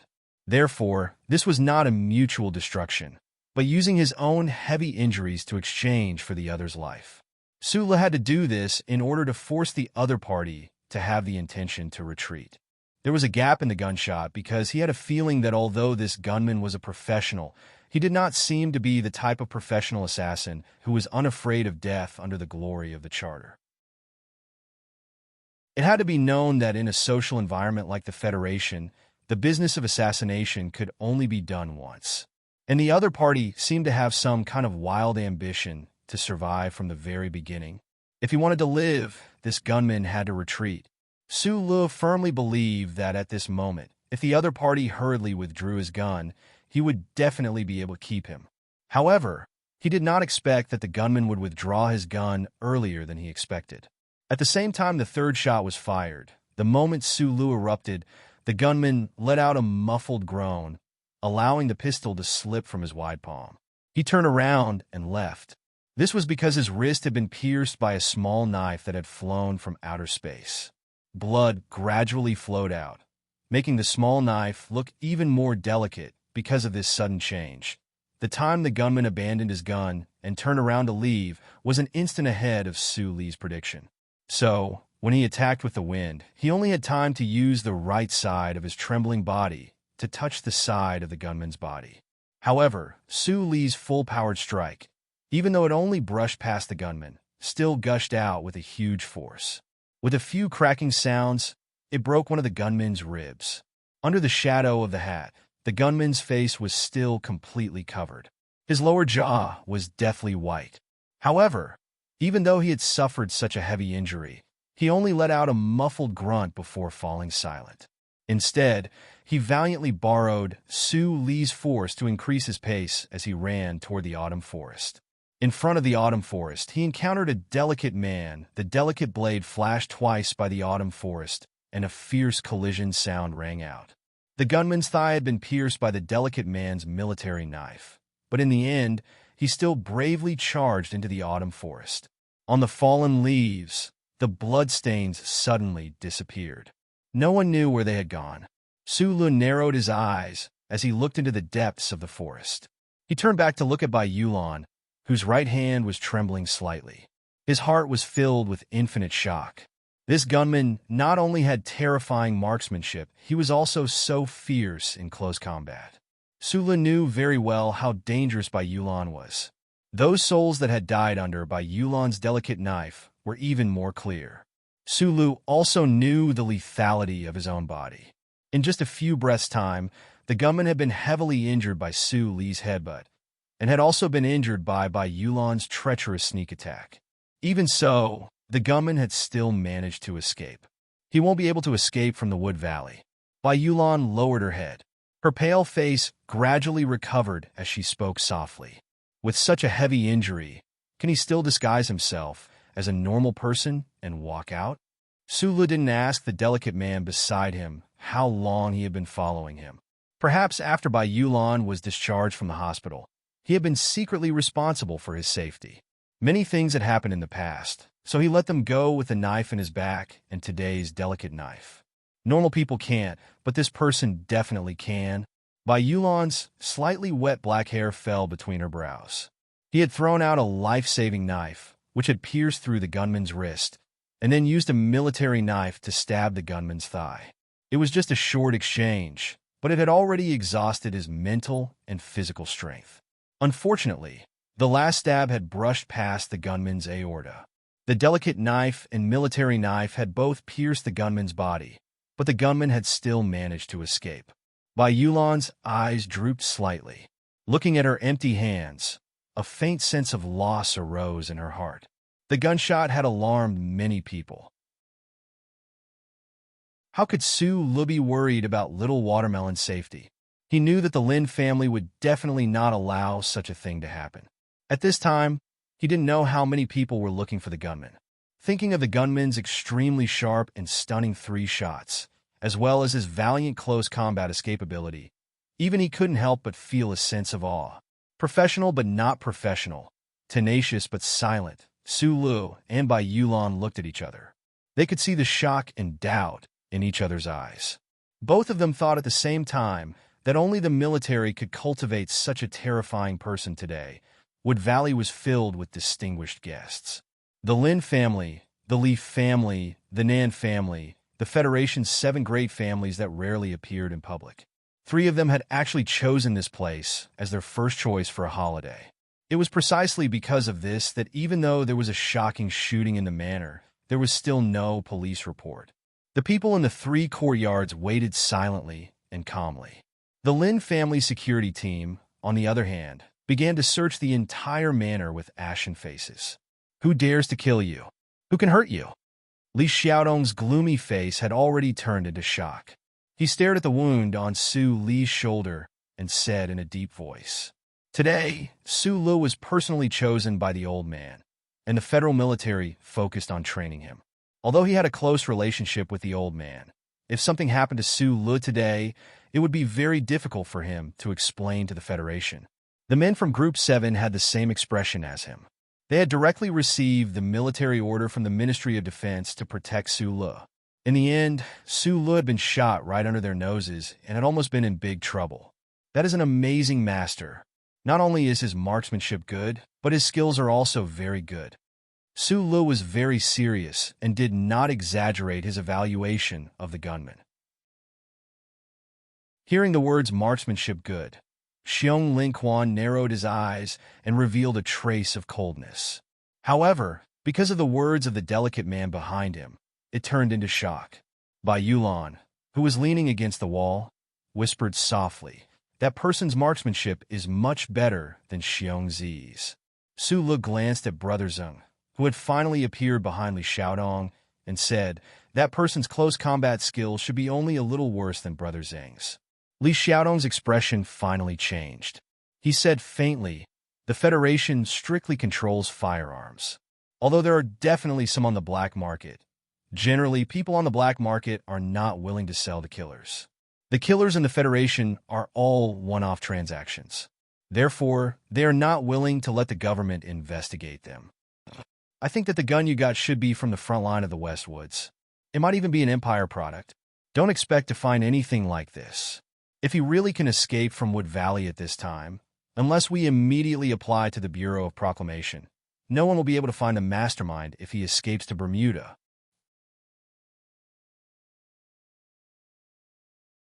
Chapter 369. Su Lu was sitting on a flat bed that was half the height of a person. At this moment, when he raised his head, his previously silent and slightly shaken body suddenly straightened up. He opened his eyes. Although he was not sleepy, he did not have much energy, so he directly came to a conclusion. However, his normal tone of voice made the people around him unable to raise too many doubts. He tapped the ash on the black stone ashtray beside him. He used 2 fingers to hold the slightly hot cigarette and took a deep puff. Li Xiaodong naturally smoked the best quality tobacco to entertain him. However, when he was thinking, he still habitually smoked a blue box of brand 37 cigarettes. It was easy to go from frugality to extravagance, and for him, it was not difficult to go from extravagance to frugality. After all, as an orphan who did not have much experience with extravagance during his childhood, Sulu was still more used to the slightly dry and coarse taste of brand 37 cigarettes. This might have something to do with his love for the past to a certain extent. Brand 37 cigarettes were neither expensive nor cheap. The price was moderate. If an engineer held a cigarette in his hand and stared at the design blueprint on the workbench, people would feel that it was very natural and very compatible. However, if the youngest lieutenant colonel in the Federation held a cigarette and acted like he was thinking, people would easily feel that this person was too pretentious. Not to mention the allowance from the Ministry of Defense, the benefits of the military would make any lieutenant colonel feel that smoking this kind of cigarette was very degrading. However, Sulu just sipped and smoked like this, just like how he smoked and chatted with Shi Qinghai behind the iron gate of Yue University 3 years ago. It was very natural, just like how he gave his own judgment without any reason at this moment. He sat cross-legged on the bed like a Bermuda's specialty charlatan, but it was hard for people to feel suspicious or shocked. He's in the 6th courtyard. He's preparing to sneak out with the people inside. Sulu narrowed his eyes and whispered in the smoke-filled room, which made the atmosphere around him even weirder. Only he knew where his confidence came from. The Federation government probably would not apply to the Bureau of Proclamation any faster than he did now. During the moment when he closed his eyes and meditated, he had already confirmed the identity of the gunman through the old guy in the Bureau of Proclamation and started to track that person's location in real time. At this moment, he was not talking about the old man in Philadelphia, but Sulu. With the full cooperation of the Federal Central Computer, no matter how powerful the person was, he would not be able to escape from his eyes. Lin Dohai and the people from Green Dragon Mountain are in that courtyard. Li Xiaodong's face was a little gloomy as he reminded him. Sulu stubbed out the cigarette in the cold stone ashtray, nodded, got up, and walked out of the courtyard.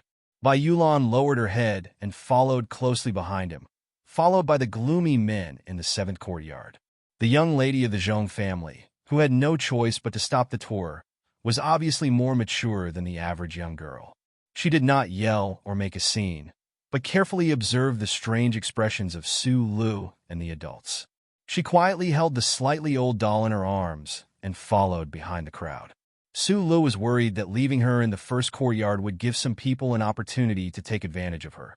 So he simply took her with him and gave the men in the 7th courtyard a death order. He was not worried about the little girl's safety.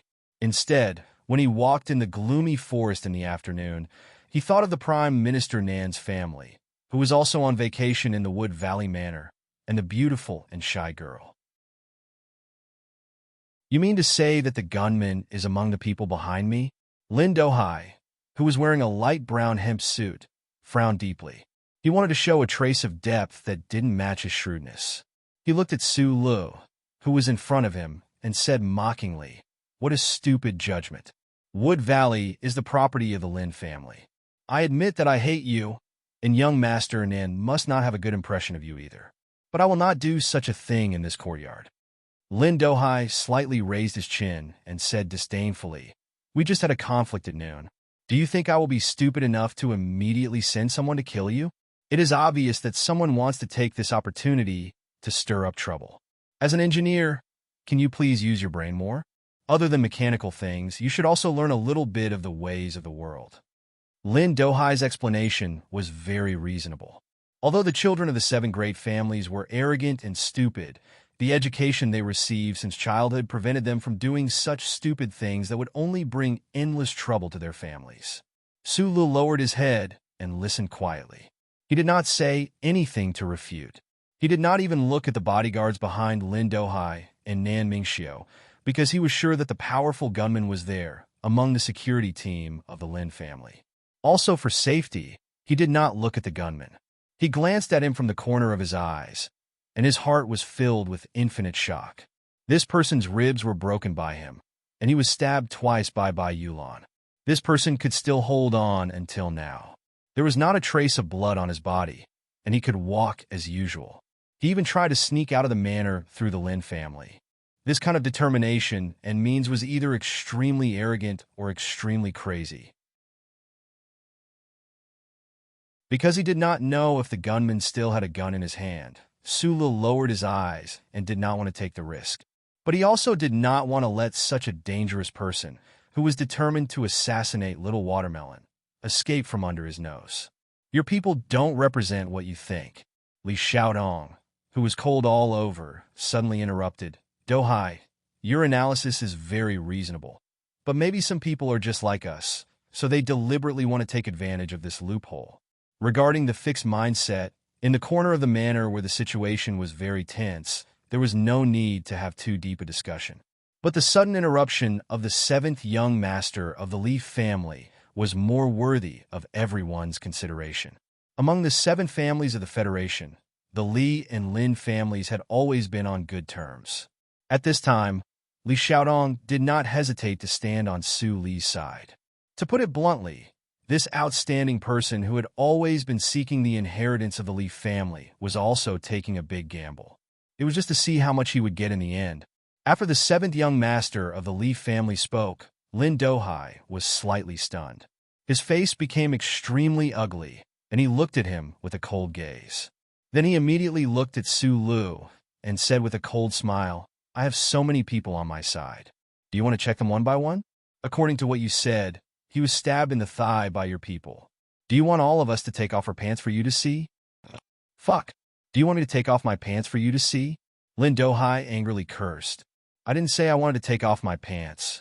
Su Lu lowered his head and looked at the tips of his military boots that were constantly stepping on the bumpy ground. He said, but you have to give me time to check. Bai Yulan was behind him, blocking in front of Zhong Yin. The black hair on his forehead covered most of his cold eyes. He carefully checked the bodyguards for a long time, but still couldn't find who that person was. He didn't know where Su Li's confidence came from. Because he already had a plan in mind, Su Li didn't say the fact that the gunman's palm was injured. Out of the corner of his eyes, he looked at the security personnel wearing gray overalls behind Lin Dohai. One of his hands pressed on the sound receiver in his ear. Move out of the way. Master Nan, and I don't have time to play this game with you. Lin Dohai lightly waved his finger. The security personnel of the Lin family and the special guards of Green Dragon Mountain prepared to open the way. Su Lu raised his head and looked at the armed personnel in front of him. His eyebrows gradually rose like flying knives. He said seriously, I know you're inside. If I forcefully take care of you now, there are too many people here. There may be accidental injuries. If you just want to kill me, I may let you go with the others. Then I'll follow your shadow and kill you. In the quiet woods of the Wood Valley Manor, the people on the road heard this and suddenly felt a chill. Those who knew of Su Li's violent deeds, such as Lin Dohai and Nan Mingxiu, felt a layer of ice form on their hearts. But the rest of the people heard the certainty and persistence in these words. Unless you kill me first. In the current Federation, it's too easy for me to kill someone. Su Lu looked at the people on the road and said, but I can't let you go today, because the person you want to kill is a little girl and a little friend that I cherish very much. You're also an expert. You're clearly someone from the military. You actually came up with such a crazy plan. I can't let you go. Su Lu, you blocked my way. You said that my people want to kill you, or kill someone. I don't care. You're slapping my face. In a situation where I promised, you're still slapping my face. Lin Dohai stared at the little girl behind Su Lu, whose blue school uniform was faintly visible. He said gloomily, whose little girl is this? She's fine. Is she more important than the face of my Lin family and Green Dragon Mountain combined? Speaking to this point, it was impossible for either side to back down. The security personnel of that side began to prepare to forcefully open up a path. The Federation strictly controlled firearms. Even the Lin family security personnel did not dare to brazenly carry guns. On Su Li's side, only Xiong Lin Quan carried a gun. Thus, facing the Green Dragon Mountain special guards that gradually raised their gun muzzles. Even though the men of Group 7 did not back down, their pupils gradually constricted. They discovered that this matter was indeed very thorny. Whoever had more guns had the loudest voice. In the universe, in the political arena of the Federation, as well as in the countless small disturbances, this rule had always been coldly enforced. Lindo High, I promise you that this little girl's safety is definitely more important than the face of your family and Green Dragon Mountain's group of bumpkins added together. The one who said these words was not Su Lu, even though he should be the only one here who knew Zhong Huoyin's true identity. The one who said these words was a fatty who walked out from the forest. He was all smiles like a comic actor. His two slits of eyes sparkled with Lin Hu's fierce light. Fatty Tian. The Westwoods military's secret-level expert Fatty Tian slowly walked out from the forest. It was as if he had never left the Zhong family's little princess for even a moment. Following his appearance, 20 or so ghost-like special guards of the Westwoods also spread out from the forest, behind the rocks and under the flowers. They raised their black and incomparably cold Qian gun barrels and surrounded the Lin family security personnel and the Green Dragon Mountain special guards. It's about reactivating the invincible state. Yes, I'm going home, ha. Chapter 370.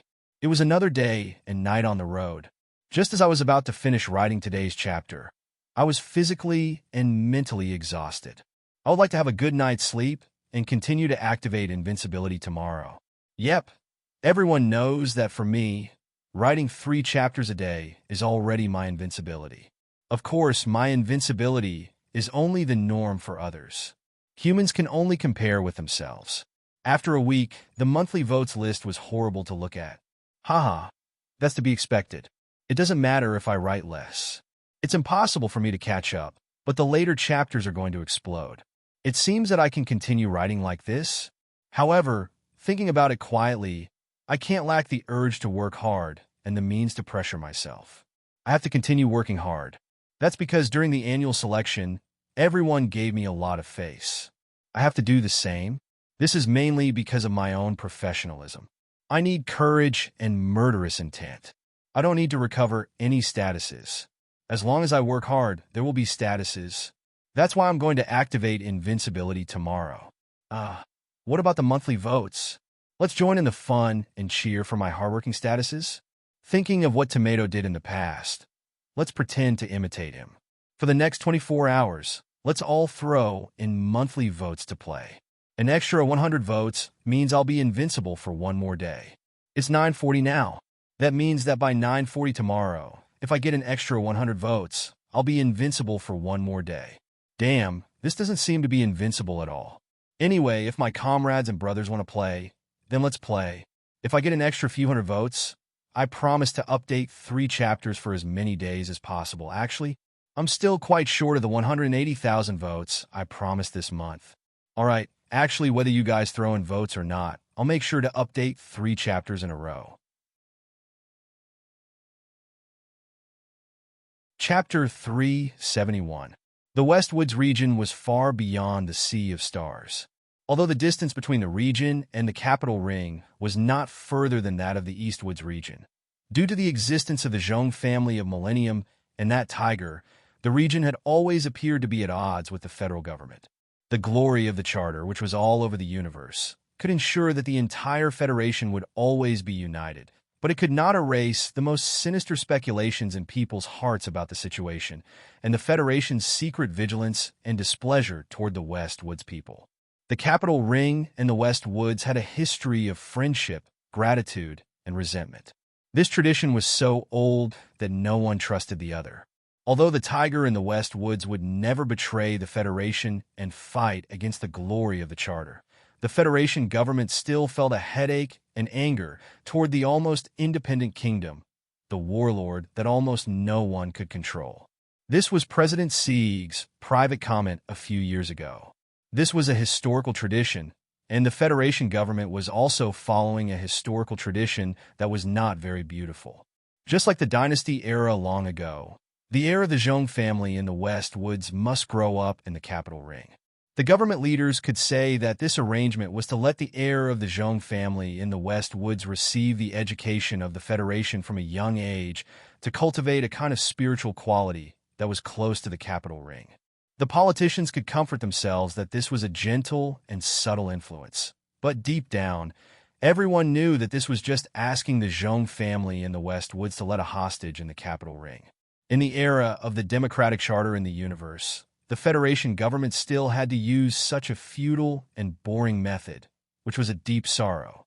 Therefore, regarding this issue, there was no record of the meeting in the President's mansion, no words in the closed-door discussion on Parliament Hill, and no word in the media or on the internet. People just followed the historical tradition, respectfully and awkwardly accepted the fact that a little girl was taken away from her father to a distant hometown. 3 years ago, when Su Lu ran into Little Watermelon on the Antique Bell, it was the most important development of a hostage situation in the Federation's modern society. Faced with the will of the entire Federation, the Zhong family of the West Woods could only silently accept this ancient tradition. The little princess of the Zhong family of the West Woods, Zhong Huahua, played the role of a hostage in the capital ring that no one knew about. Of course, her life was never troubled. She enjoyed security measures and respect that her peers never enjoyed. To appease the tiger of the Zhong family of the West Woods, the Federation even passed a secret special regulation. The relevant content of the special regulations was that in today's extremely strict gun control, the Federation government still allowed the West Woods military to specially dispatch a special force to legally carry heavy firearms and act as the little princess's security force. At this moment, the armed soldiers who walked out from behind the trees, under the flowers, and beside the rocks in the Wood Valley Manor were precisely a squad of this small security force. Fatty Tian, who was full of smiles, cold, and somewhat arrogant, was the highest-ranking officer behind the scenes of this security minister. For them, Zhong Huiyan's safety was absolutely the most important. No matter who tried to hurt her, it was not allowed to happen. The federal government had given Green Dragon Mountain's representative team an extremely high level of courtesy, allowing Green Dragon Mountain Special Guard Battalion soldiers to carry firearms. However, in front of the Silin Zhong family security forces that had obtained a secret clause, in front of those ice-cold Qian light machine gun barrels, their firepower immediately appeared somewhat shabby. The Green Dragon Mountain soldiers nervously surrounded Nan Mingxiu in the crowd. The barrels in their hands were slightly raised, and they did not confront the sudden appearance of these armed men. They were professional soldiers, but they maintained their posture of holding their guns at any time. They did not want to drag the situation into an even more tense situation when they were outnumbered. Lin Dohai's face was gloomy as he looked at the group of soldiers who had intruded on his property. Because of his anger, he lost some of his rationality and did not determine the identity of these soldiers. Just as he was about to explode, his sleeve was gently pulled by someone. Pulling one sleeve was a very secretive and careful action, so it seemed a bit feminine. At this time, the person pulling Lin Dohai's sleeve was a strong man. His name was Kong Wu, and he was the personal bodyguard of the old master of the Lin family. For such a person to make such a feminine action, there must be a deep meaning behind it. Although Lin Dohai had always thought of this short and strong close combat expert as an old servant, he knew Kong Wu's eyes very well. He subconsciously felt a chill in his heart and shut his mouth. After the incident, Kong Wu had been silently standing behind Lin Dohai. As the #1 bodyguard of the Lin family, he was over 40 years old and had long since passed the age of fighting.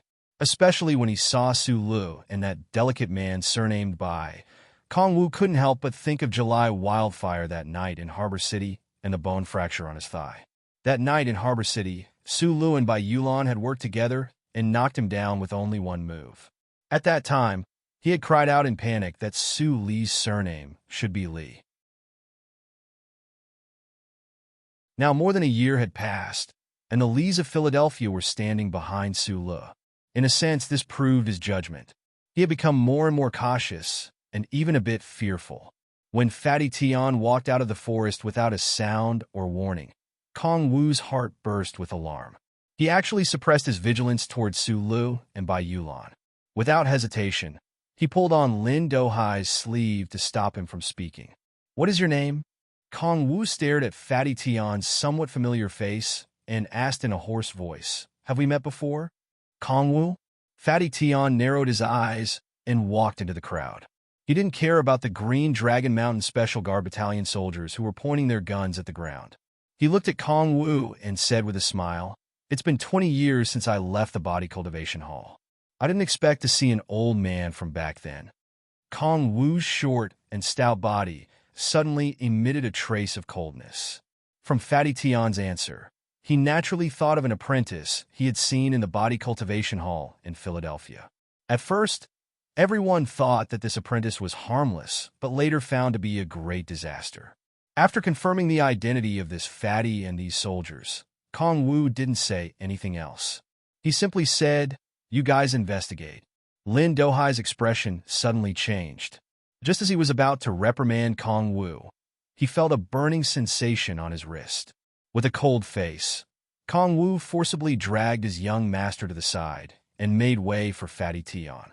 At the same time, he gave Lin Dohai a cold look, expressing a strong warning. Fatty Tian was slightly startled, then immediately smiled amiably.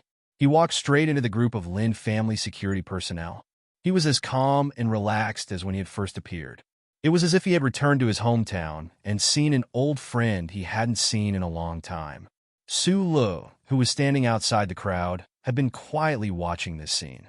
Even though he knew that the powerful gunman was right beside Fatty Tian, he didn't feel too worried about him. He didn't know why, but he always had endless confidence in Fatty Tian, this expert hidden in the West Woods military.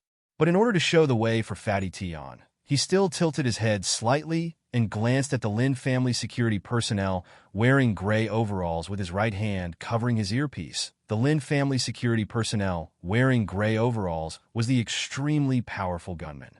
As if he felt Su Li's gaze, he suddenly moved and rushed to the right at an incredible speed. There was a gap there. Whether it was Su Li's men or Fatty Tian's experienced Special Forces soldiers, none of them noticed the wetland where the spring was located. The gunman's reaction was so fast that no one present could react. Naturally, there was no chaos. However, he bumped into a wall of cotton. The wall of cotton was Fatty Tian's thick chest and abdomen. No one knew how Fatty Tian, who had been on the left, recognized the gunman's identity, and how he moved more than 5 meters in a flash to block the gunman's path of retreat. A cold light flashed in the gunman's right hand, and a sharp blade slid toward Fatty Tian's throat. The burn wound on his right palm finally burst open, and blood gushed out. Fatty Tian raised his left hand and slapped the gunman's wrist cleanly. The blade sank into the ground with a whoosh. A pistol appeared in the gunman's left hand at some point. However, before his finger could touch the cold trigger, his wrist was gently brushed by 3 fat fingers. The 3 fat fingers were extremely gentle, but also extremely terrifying. The gunman's wrist went numb as if he had been electrocuted. He could no longer hold his most powerful gun. Puff, puff, puff, puff. There was a burst of dense noise, like countless sticks hitting a wall of cotton. Then silence. The gunner's face was pale, and his appearance was ordinary. Blood kept flowing out of his pale lips. He looked at the chubby and amiable face in front of him and couldn't help but move the corners of his lips. He laughed self-deprecatingly and said in a hoarse voice, "Please do it." In the previous few seconds, the gunman had used all of his trump cards to fight for his life. However, the hateful and terrifying fat man in front of him only moved his hand and made all of his fierce attacks futile. Even the gun fell into the hands of the fat man. Fatty Tian clumsily held the gun in his right hand and pointed it at the gunman's throat. After hearing what was said, he thought in silence and then said, "Su Lu." Su Li's eyes widened. Although he couldn't believe it, he still took a step to the right and used his body to block Zhong Huoyin's curious gaze. There was a crisp sound, but it wasn't loud. Blood spurted out from the gunman's throat. His cervical vertebrae were shattered, and he fell down with a crack. Fatty Tian looked down at the corpse under him. His broad right hand clumsily held the gun, as if he was studying something. Everyone present had been shocked speechless by this scene.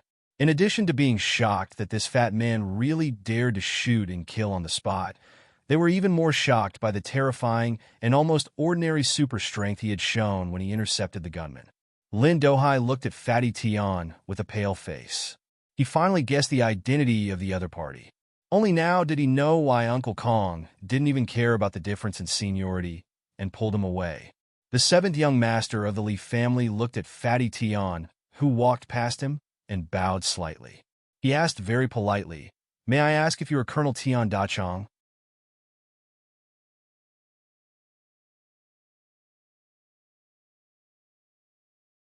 Chapter 372.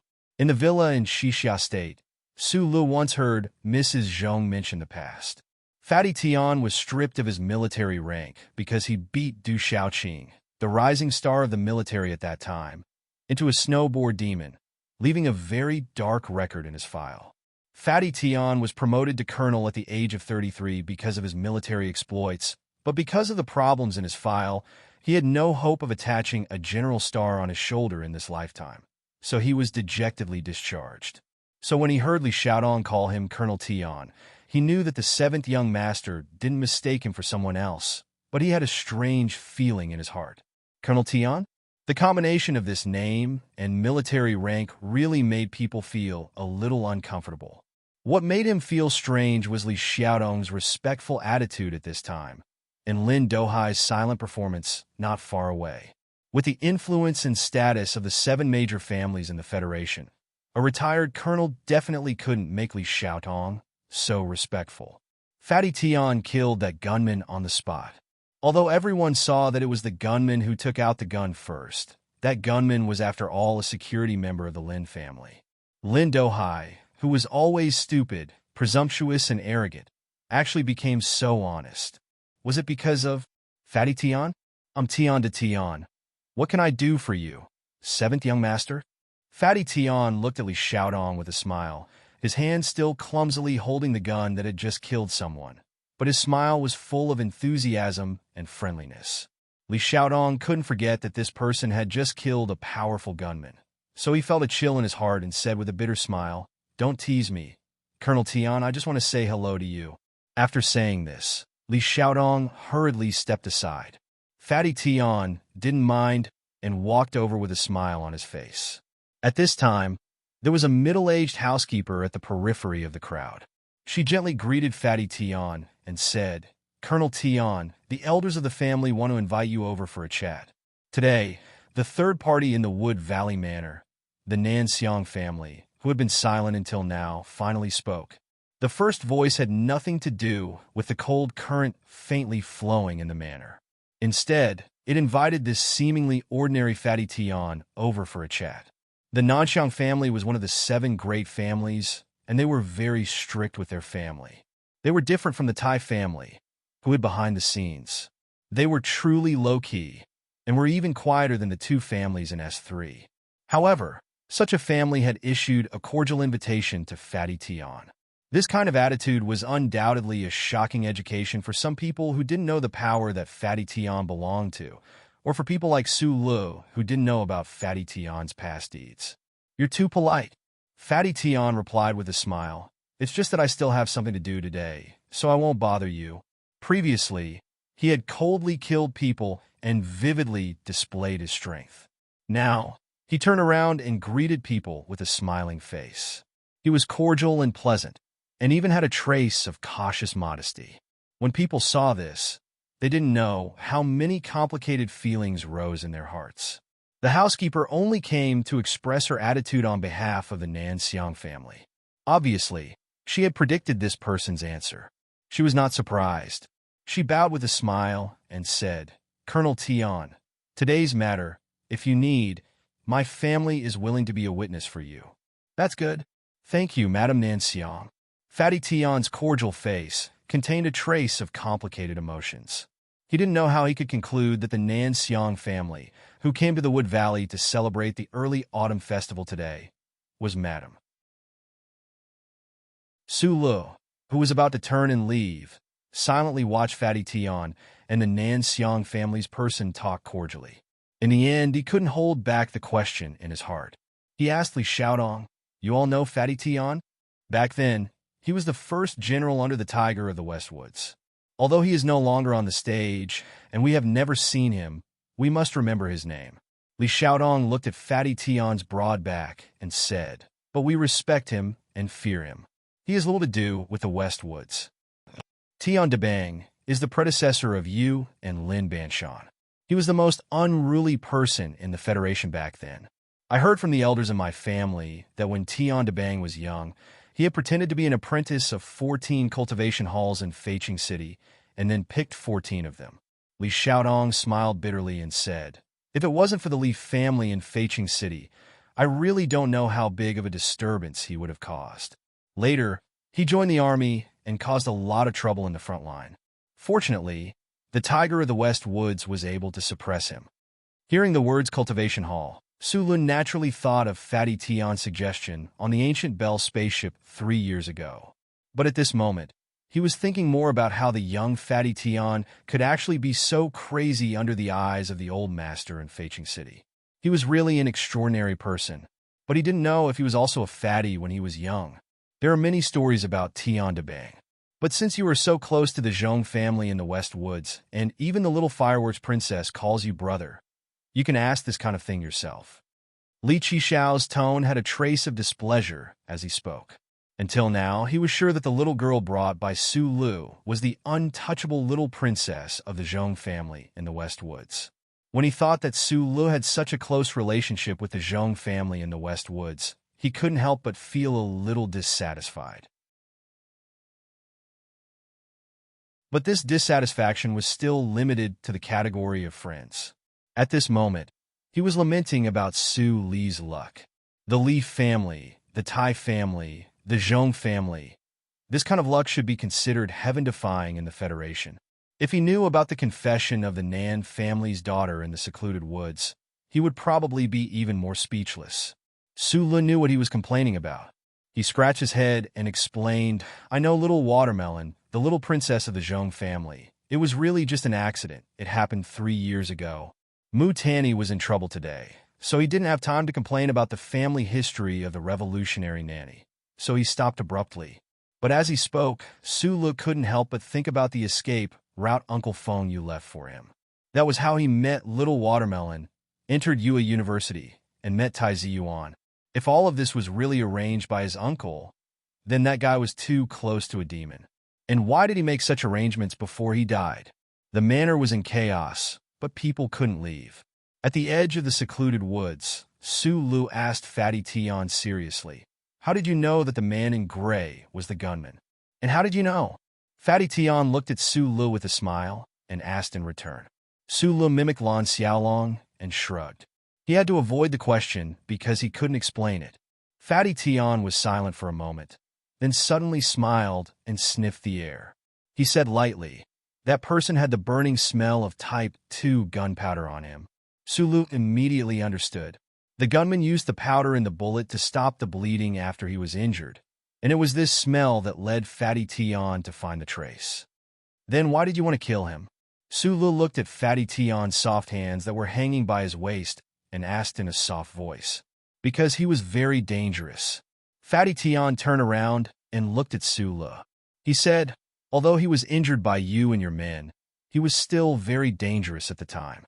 In fact, for such a dangerous expert, even if we caught him, we wouldn't be able to find out who the mastermind was. Since that was the case, I would rather kill him on the spot to intimidate some people." Who were those people, and why would they choose this moment to assassinate Proton Zhongyan, who was placed in the Federation by the Zhong family in the West Woods? Su Lu was silent for a moment, and a chill crept into his heart. He muttered, "But if we leave him alive, maybe we can get something out of him." Who would believe it if we got something out of him? Even if the bastards of the Empire have been keeping an eye on us, the hostility from the Federation has never decreased. Fatty Tian looked at him with a hint of mockery and said, "If I said that it was the Iron 7 Division who did it, would you believe me?" Su Lu thought seriously for a long time and then shook his head. Any logical person would not agree with Fatty Tian's crazy inference. Killing the heir of the Zhong family in the West Woods would not benefit the Iron 7 Division and Du Xiaoqing in any way. More importantly, Du Xiaoqing was a model of a professional soldier. He would never completely ignore the overall situation at the front line of the West Woods because of a personal grudge. The iron-blooded soldiers might be violent, competitive, and vengeful, but they were not crazy people. Seeing him shake his head, Fatty Tion laughed out loud. But there was suddenly a hint of weathered ruthlessness in his laughter that was completely inconsistent with his body's shape. Not long after, the detectives from the Capitol Police Bureau and the Federation Investigation Bureau came to the Wood Cove Manor and began the investigation of the incident with pain and anger. No matter who it was, the government would never allow anyone to hurt the little princess sent to the Federation by the Zhong family in the West Woods. After killing the gunman, Fatty Tion left a simple statement and contact information. He then picked up Zhong Yin and left under the protection of his powerful West Woods Special Forces, ignoring the flashing police lights at the entrance of the manor and the ashen-faced detectives in trench coats. This person came and left leisurely, leaving behind the body of a powerful gunman, a tyrannical figure, and a yard of silent shock. "Goodbye, Brother Sula." Sula stood at the edge of the quiet autumn forest in the Wood Cove Manor and watched the convoy leave. He thought of the little girl's crisp farewell, and a sincere smile appeared on his ordinary face. The holidays were coming to an end, and he didn't know if he would see this little girl again in the future. Thinking of Zhong Yan's delicate little face, the shadow in his heart naturally faded a little. He subconsciously looked back. He knew that the Federation Investigation Bureau and the Police Bureau wouldn't make things difficult for the Nan family, but he couldn't help but be curious. If that beautiful girl knew the story, what kind of expression would she have? In an apartment across the street from the Department of National Defense Training Center in the Capital Special Administrative Region, an officer was looking at the street scene under the autumn sun through a light filtering film. His right hand was tightly holding an encrypted phone, but it revealed his true emotions at the moment. This light filtering film could prevent the thermal imaging system from looking in, so he wasn't worried about his real face being seen by others while standing behind the window. However, he still pressed his military cap low and let the shadow cover most of his face, just like the gunman who died in the manor today. The mission failed again, said a subordinate beside him with a gloomy face.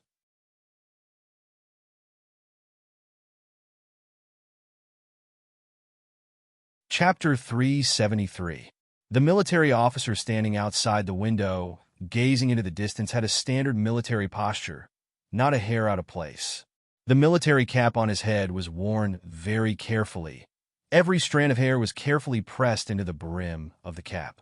When he heard his subordinate sigh, the thin lips exposed outside the shadows slightly pursed, his expression somewhat indifferent and gloomy. 2 years ago, on New Year's Eve, we had already failed, but reality has proven that a failure on the surface can still be exchanged for the final success. The military officer's low voice sounded within the room. 2 years ago, there were many things I didn't understand, but now I understand, and I no longer consider myself a small figure. Because even though I am a small individual, I am part of a powerful collective, participating in the major events of the Federation, so each and every one of us are important figures. The subordinate behind him stood ramrod straight. Even though this person couldn't come into contact with more specific information from the upper echelons, when he heard the military officer's words, he still felt his blood boil. Even without these hot-blooded calls as a soldier, he would do his best to complete any mission given to him by his superiors, and he wouldn't have any doubts. The military officer waved his hand, having his subordinate leave the room to deal with the follow-up matters. But he himself still stood in front of the window, staring blankly at the Ministry of Defense building across the street and the training center next to it through the filter film. He was still in this apartment full of military officers. Even though it was only a change of unit, he wasn't worried about being discovered. Then, he thought of the 1st of January 2 years ago. It seemed like it was just a repeat of failure, but these two failures, for him, were extremely different. The first failure, the important figure he followed, cooperated with Senator Macklin, jointly providing information to the young officers of the 2nd Military Region to launch a surprise attack on Linhai Gymnasium. During this process, he was only a bystander. The memories of failure, for him, weren't too painful. Instead, it was Senator Macklin, that middle-aged man who was used to wearing synthetic sweaters. It was rumored that he died in the end, and only then was Senator Macklin exposed. The military officer originally wanted to take out a cigarette, But because of this, he reminded himself that he couldn't leave behind any habitual traces, couldn't give those investigators in the Federation any chance to find out. But this time, the officer was a true participant in this failure. That top-notch gunner who had died in the Wood Valley Manor was a peer he had befriended when he was young. He was an extremely outstanding professional soldier, so this failure was painful for him. He stood by the window and watched the twilight in silence for a long time, but he could only force himself to endure. "Brother Chuan, take care." The shadow of the officer's face was faintly reflected on the glass of the window. He stared at the shadow as if he were staring at the face of the deceased, silently mourning, but he did not take off his military cap. If the gunman had an anti-material rifle, he might have been able to complete the mission and escape to Bermuda. However, the Federation strictly controlled firearms, and there was no one like Mr. Schur in the circle of officers, so they had no access to the dark waters at the bottom of the Federation. If the gunman had used a long-range sniper rifle, the Federation and the Zhong family in the West Woods would have investigated a lot of things afterward. Of course, the military officer knew the real reason why the gunman was unwilling to use a sniper rifle. It was not only to protect their collective iron will, but also because, as an outstanding professional soldier, he was unwilling to use a sniper rifle to assassinate a cute little girl. He was unwilling to do such a despicable thing, let alone let the little girl die so cruelly. The military officer quietly looked at himself on the glass. Like the dead gunman, he also thought that assassinating an innocent little girl was a very despicable thing. But for the greater goal, they had to persevere. For the true brilliance of the universe, they could allow a few small black dots to appear in the background. In reality, the power group that the military officer belonged to, just like 2 years ago, still wanted to gain some benefits from this failed assassination mission. The assassination happened in Wood Valley Manor, and the gunman's identity was a security member of the Lin family. No matter what explanation was given after the incident, the relationship between the West Woods Tiger, which was already arrogant among the 7 families, and the other families would probably worsen. Even the anti-government forces from Green Dragon Mountain, who were about to enter the front lines of the West Woods, would probably have some problems with the West Woods military because of today's incident. The military officer used a clear mind to make calculations like a tactical deduction. After confirming that the important person he followed did not miss anything, he sighed softly. 2 years ago, if the young master of the Tai family had really died, how good would that have been? 2 years later, if the little princess of the Zhong family died, the succession of the Zhong family in the West Woods would be in chaos. The brothers of the tiger would probably rush to adopt all of their sons and daughters. How good would that have been? Unfortunately, both plans had been ruined by that young man named Su Le. Of course, the most important reason for this plan was that some people could not allow Su Le to get too close to the Zhong family in the West Woods. Su Le was the future that the Federation had deliberately nurtured, while the Zhong family in the West Woods was an old past that was destined to be erased from history. Linking the two together was not in the Federation's interest. The military officer silently lowered his military cap and walked out of the office. When he left, he had already calmed down that a gunman had tried to assassinate the daughter of Commander Zhong in the West Woods and was killed on the spot in the Wood Cove Manor. Who among the important people in the Federation government and Parliament, Hill did not know the importance of this young daughter to the political situation of the Federation. Countless flames of anger were instantly directed at all the powerful departments. The Federation Investigation Bureau and the Capitol Police Bureau started an investigation overnight. With the help of the Bureau of Proclamation, it only took them a short time to find out the true identity of the gunman, but it also stopped the investigation of the mastermind behind the scenes. The gunman's surname was Chun Yinchuan, and his name was Chen Yinchuan. He graduated from the 1st Military Academy and was now the deputy director of the Lin Family Security Consultant Department. However, this person had a sensitive and real identity. He was secretly serving as a military officer in the Ministry of National Defense. In fact, when he graduated from the 1st Military Academy to entering the Lin family as a security consultant, it was all arranged by the federal military. Other than the fact that he had to explain to the Zhong family in the West Woods, only Su Lu knew the truth of the joint investigation. The Ministry of National Defense asked him to keep it a secret because it involved military secrets and involved the Federation government secretly infiltrating the 7 families. This was a matter of course, but it was still a shocking fact. The 7 families in the Federation were obviously very close to the senior government officials and members of Parliament. However, in private, the Federation government and Parliament Hill were also counteracting the 7 families. The outstanding undercover military officer named Chen Yinchuan was one of these countermeasures. This background seemed a little interesting, but in Su Li's eyes, it seemed particularly cold. According to the records in the file and his understanding of the federal military training system, he believed that this gunman had excellent abilities and was absolutely loyal to the Federation.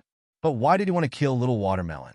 No one knew the real reason why Chen Yinchuan carried out this assassination, and no one could find out who was behind it. The Joint Investigation Team only found out that when Chen Yinchuan was studying at the First Military Academy, he was once appreciated by the dean at the time, Yang Jingsong, and the two had a close relationship. And Yang Jingsong was the Deputy Minister of National Defense who had committed suicide in the Ministry of National Defense building because of the assassination in Linhai State. Because of this clue, the investigation concluded that this assassination was a last-ditch counterattack by some young men of the federal military in the context of the Federation's Great Reconciliation. It was a crazy revenge for the Linhai State Gymnasium incident. Based on the current intelligence, this was just an independent incident, and there was not too much of a conspiracy. Su Lu did not agree and would not accept this conclusion of the investigation. This was because the powerful gunman was clearly not here to kill him, but to target Little Watermelon. Chen Yinchuan. He silently looked at the secret information and photos of the gunman in the electronic file. He thought about the 3 shots under the ancient pine on the cliff. He thought about how powerful this person was and couldn't help but feel a little emotional. The universe was so big, and there were indeed too many hidden outstanding people. Su Lu had long foreseen Fatty Tian's fierceness, but this unknown officer had unexpectedly shocked him. After destroying the electronic file, he stood up, put on the black, formal suit, and walked out of the office in Whitewater Company. As soon as he walked out, he heard Magnolia's soft but exceptionally cold reprimand. Don't really think of yourselves as mercenaries. You should know that I am the only one in Group 7 who does not have a military record. You are real soldiers, carrying out the orders of the Ministry of National Defense. I can't believe you can be so careless. Even if you are mercenaries, do you want to let the person you are protecting be in danger alone? What's more, you should know that he is our supervisor, our leader. After returning to the military camp for more than a year, all of you have completely forgotten the meaning of killing without batting an eyelid. So when the supervisor was pointed at by a gun, none of you thought that he would die. Is that why none of you were by his side? Magnolia smiled slightly, but her smile was incomparably sarcastic. I know that our supervisor is very strong, stronger than any of you, but no matter how strong he is only one person, and you. Are you going to be his last bulletproof vest, his last dagger? Or are you saying that in the future on the battlefield, you are counting on our supervisor to protect you? Where were you at that time? Do I need all of you to protect that little girl? Do you really expect me to follow him alone? Don't forget that I was just discharged from the hospital. The 18 men of Group 7 stood in the aisle obediently as Magnolia, whose black hair swayed in front of her forehead, mocked and scolded them. Magnolia had a gentle temperament, but the violent members of Group 7 were as obedient as a row of quails in front of her. Of course, Lon Xiaolong, who was shrugging at the moment, was an exception. Because Su Lu was shot by the gunman in Wood Valley Manor, Magnolia was really in a bad mood. Looking at her former subordinates, she naturally did not have any kind words to say. Although she still spoke softly, there was an indescribable coldness. Su Lu, who walked out of the door, narrowed his eyes slightly and looked at Magnolia's back for a moment. After a moment of silence, he opened his mouth and interrupted her scolding. Prepare the car, we are going to accept the mission. Magnolia's body trembled slightly, and then she slowly raised her head and said softly, yes. A few minutes later, the dark green paramilitary motorcade drove out of the Whitewater Company base and along the ring highway of the capital, Special City, came to a quiet group of villas in the southern suburbs. The people who lived in these villas were all rich and powerful, and this did not exceed the expectations of the members of Group 7 regarding the residence of the National Idol Girl. The most popular idol girl in the universe had been away from the public eye of the Federation for as long as a year. Thinking that they would be responsible for her safety in the future, even these ruthless people who used to kill and set fire at the edge of the universe all year round couldn't help but feel a little expectant and curious. However, this group of ruthless people was stopped in front of the villa with a courtyard. Chapter 374. In fact, the villas of Autumn Mountain were not grouped together. Among the Golden Mountains that were no more than 200 meters high, more than 10 villas of different styles were scattered in the valley. This scattered design fully preserved the privacy of the villa owners. Even if they had lived together for 3 or 4 years, perhaps the villa owners had never seen each other. Although the low mountains around the villa were not high, they were just enough to satisfy the desire of the upper-class celebrities of the Federation to see the mountains when they went out, but they did not want to climb the mountains and sweat. In addition, the valley was covered by red leaves, and when they turned around, there was an old wooden house with a yellowish hue looming in the grass beside the road. It was indescribably noble and quiet. The 18 men of Whitewater Company's Team 7 looked at the beautiful scenery around them and the villa in front of them. Although their faces were still cold and calm, their hearts were already filled with endless curiosity. The idol girl of the Federation seemed to be in her 20s this year, but she could actually live in such a noble place. Under the direct order of Whitewater Security Company's headquarters, Team 7 led by Su Le would officially take over the work of Jian Shuier security consultant, or the so-called bodyguard, from today onwards. However, when they came to the villa of Autumn Mountain, they were neatly blocked by a group of colleagues. The people of Team 7 were not angry after being fooled. They just looked indifferently at the black-clothed colleagues inside and outside the villa, waiting for their superiors to negotiate with the head of security at the door. Although these men were very curious about and liked Jian Shuier, after all, they were a group of ruthless people who often did dirty things for the Federation.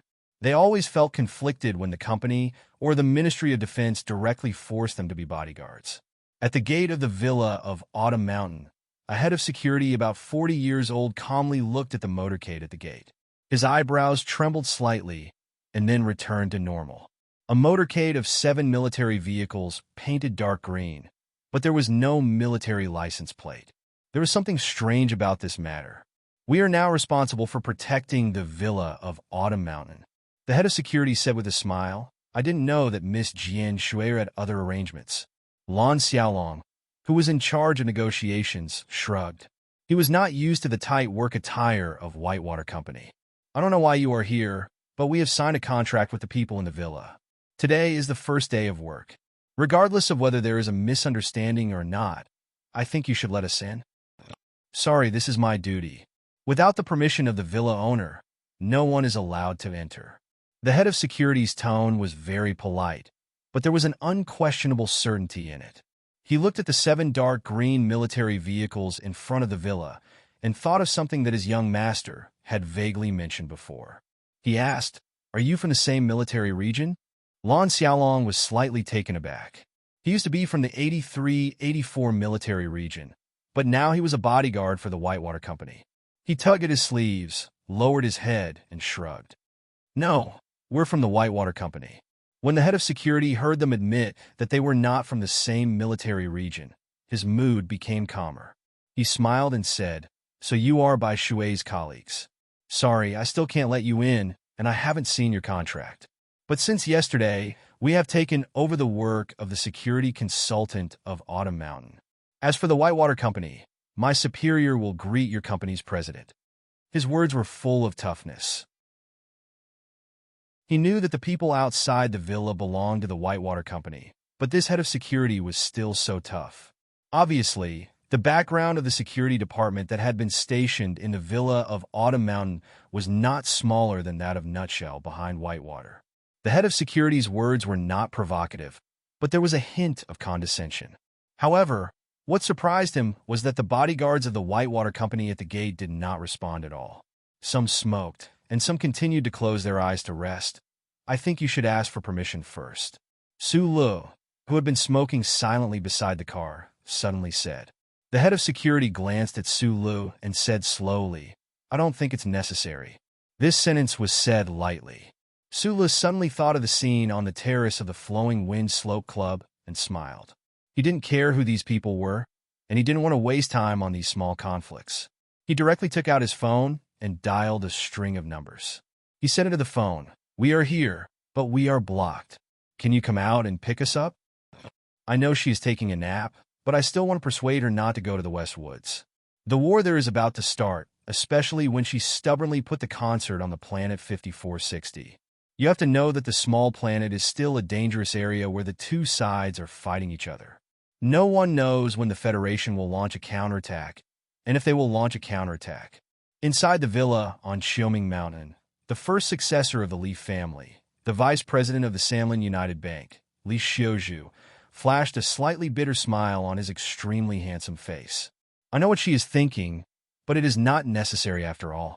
Sister Tong looked at the calm and gentle young master of the Li family in front of her and couldn't help but feel a little apologetic. She had a very good impression of this young master of the Li family. She replied awkwardly, "You also know that even the family can't stop the young miss from making a decision. It is useless for me to persuade her." Li Xiaozhu was slightly silent. He knew Jian Shui's secret background, so he had never treated her as a star. In the eyes of the seven great families, any dazzling star was no different from an ornament that would come and go as she pleased. However, Jian Shui was not that kind of person. Li Xiaozhu had to admit that he had been deeply attracted to this girl who was much younger than him during the 2 years they had spent together. That was why when he found out that the other party had decided to travel to the faraway celestial forest, his usually apathetic heart was filled with worry and sorrow. "If she insists, then please bring the security personnel outside." Li Xiaozhu raised his head and showed a gentle smile on his face. He looked at Sister Tong and said, "It is not that I don't respect you, but the stars are far away, and she has always been unwilling to rely on the power of the family. She always needs more security forces around her to be at ease." Li Xiaozhu, who was the assistant and bodyguard of Jian Shui, who looked gentle but was extremely proud, could also say the word "you." It only showed that he was determined to get that girl and couldn't forget her. Li Xiaozhu smiled slightly and reached out to stop Sister Tong's refusal. He said, "They are all the elite forces of the family, all from the special forces of the major military regions, and they have been through a long time of training. In terms of fighting power and professional quality, I believe that they are more trustworthy than the 3 major security companies." "I will reject the contract with the Whitewater Company," Li Xiaozhu said lightly. However, at this moment, the phone in Sister Tong's hand rang. Sister Tong apologized and hurriedly walked out of the villa.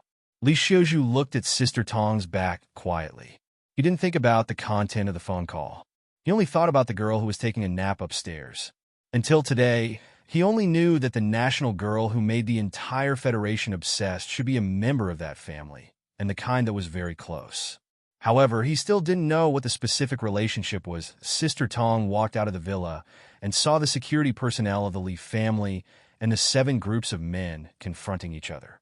She nodded to the head of security and walked straight to Su Lu. She said apologetically, "I am really sorry. They're the security personnel sent by a friend of the miss."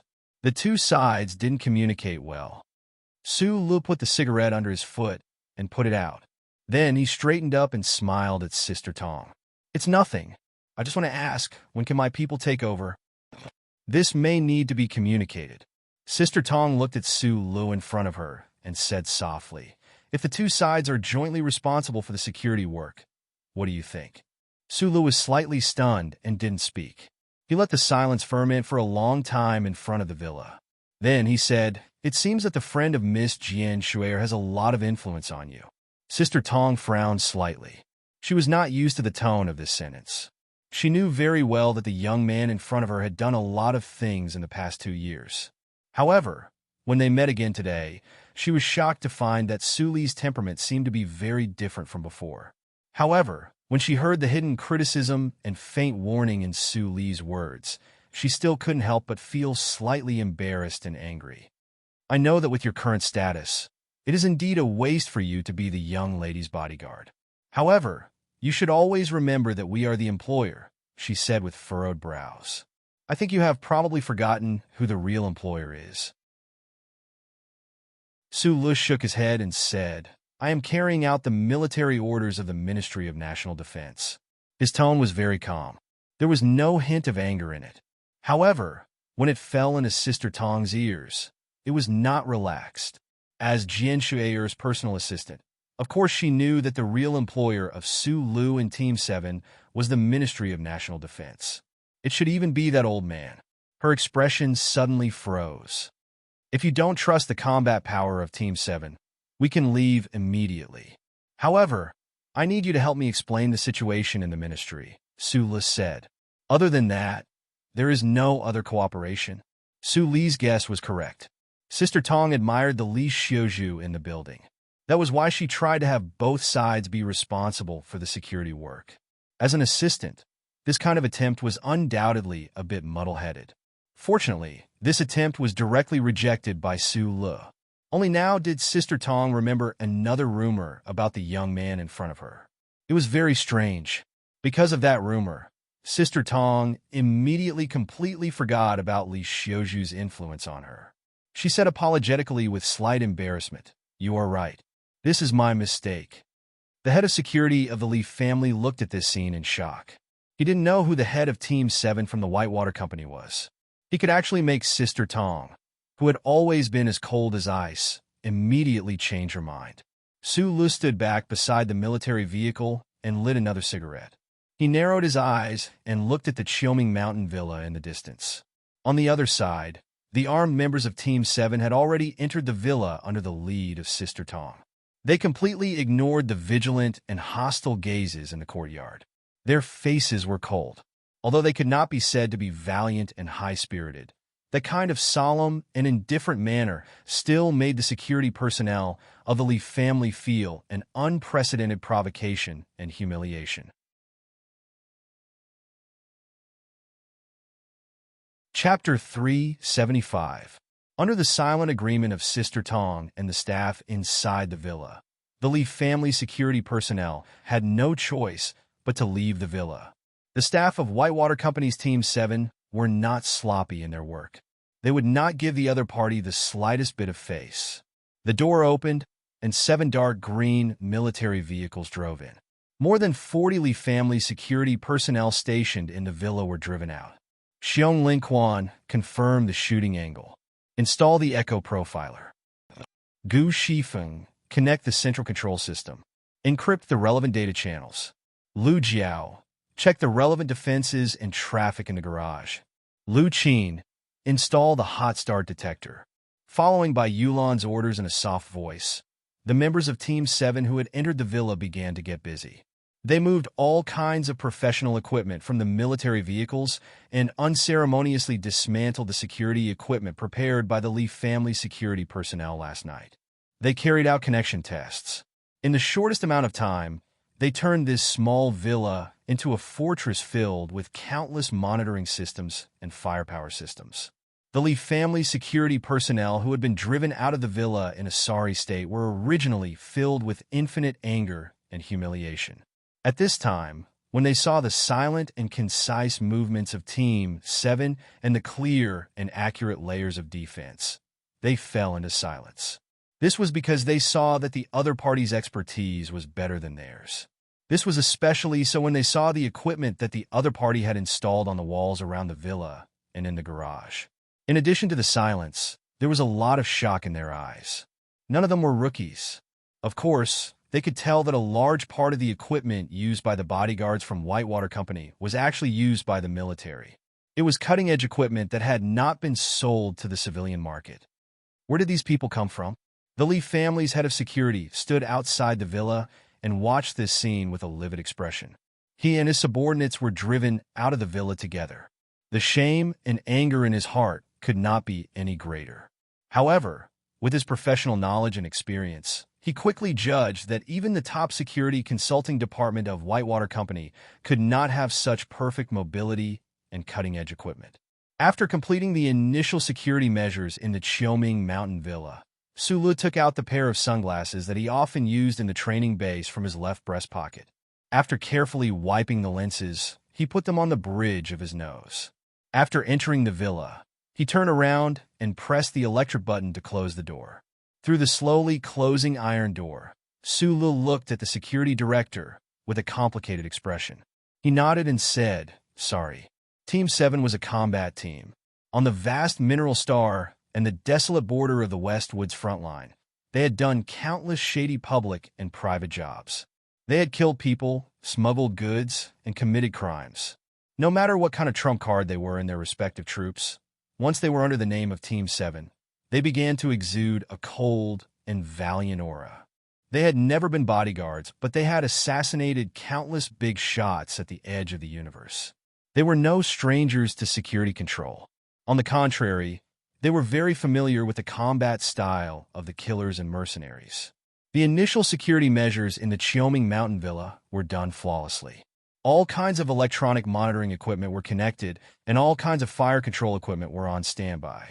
By Magnolia, who was as gentle as a virgin, put her hands in her trouser pockets and walked slowly around the villa. Occasionally, she would whisper a sentence, and her subordinates would begin to seriously redesign the relevant links. Impregnable as a fortress, this was what it meant. Sulu stood under the parasol under the villa with a cigarette in his mouth. He looked at his subordinates who were busy not far away and did not say a word. In this regard, he was not an expert, but he absolutely fully respected and believed in the abilities of his subordinates. However, looking at by Magnolia's back, he could not help but feel a little emotional. People who worked hard to climb up the social ladder generally had to build their own team. The old man in Philadelphia, the federal military, and specifically the Department of National Defense, sent these outstanding soldiers of Team 7 to help him build his own team. However, he never intended to subdue this group of unruly people and build his own team. He had been influenced by that uncle for too long, and he always felt that it was more suitable to wander the stars alone. He did not seek to obtain unparalleled achievements or seize unparalleled power, so why would he need a team? What's more, the scene in front of him had already proven that by Magnolia was the soul of Team 7. This delicate man wanted to lead Team 7 to follow behind Sulu, so naturally, he hoped that the men of Team 7 could have a good home. Whether they lived or died, at least they had to leave some reputation in the brilliant universe. However, why was Little White so sure that he could bring these things to Team 7? Sulu looked at by Magnolia's slightly thin back and fell in a deep thought. By stabbing him in the back, he might be able to end the grudge between them. However, the reason why he accepted this person back to his side and played such an important role was because of Donglin Shi's bad nature. He wanted to gamble on his own judgment. In his life, he rarely made mistakes in judging people, including Tai Ziyuan and Shi Qinghai. He wanted to know if he would make the same mistake again this time. The secondary security of the villa at Autumn Cry Mountain had been set up. Sulu looked at the delicate man walking towards him and suddenly understood why many people thought that Secretary Bai was like a woman. It was because Bai Magnolia always looked down and stared at the area below the throat. He gently moved his eyes, as if he was rotating the delicate knife between his fingers. "Don't worry about the dead at the back of the mountain. Have you paid it all?" Sulu asked Magnolia under the parasol in front of the villa. Out of the blue, Magnolia was standing in front of him. By Magnolia's body slightly stiffened. Then he nodded and said softly, "Yes." "That's good." Sulu said that Sulu didn't care who the security personnel chased out of the villa at Autumn Cry Mountain belonged to, because he was carrying out a military order from the Ministry of National Defense.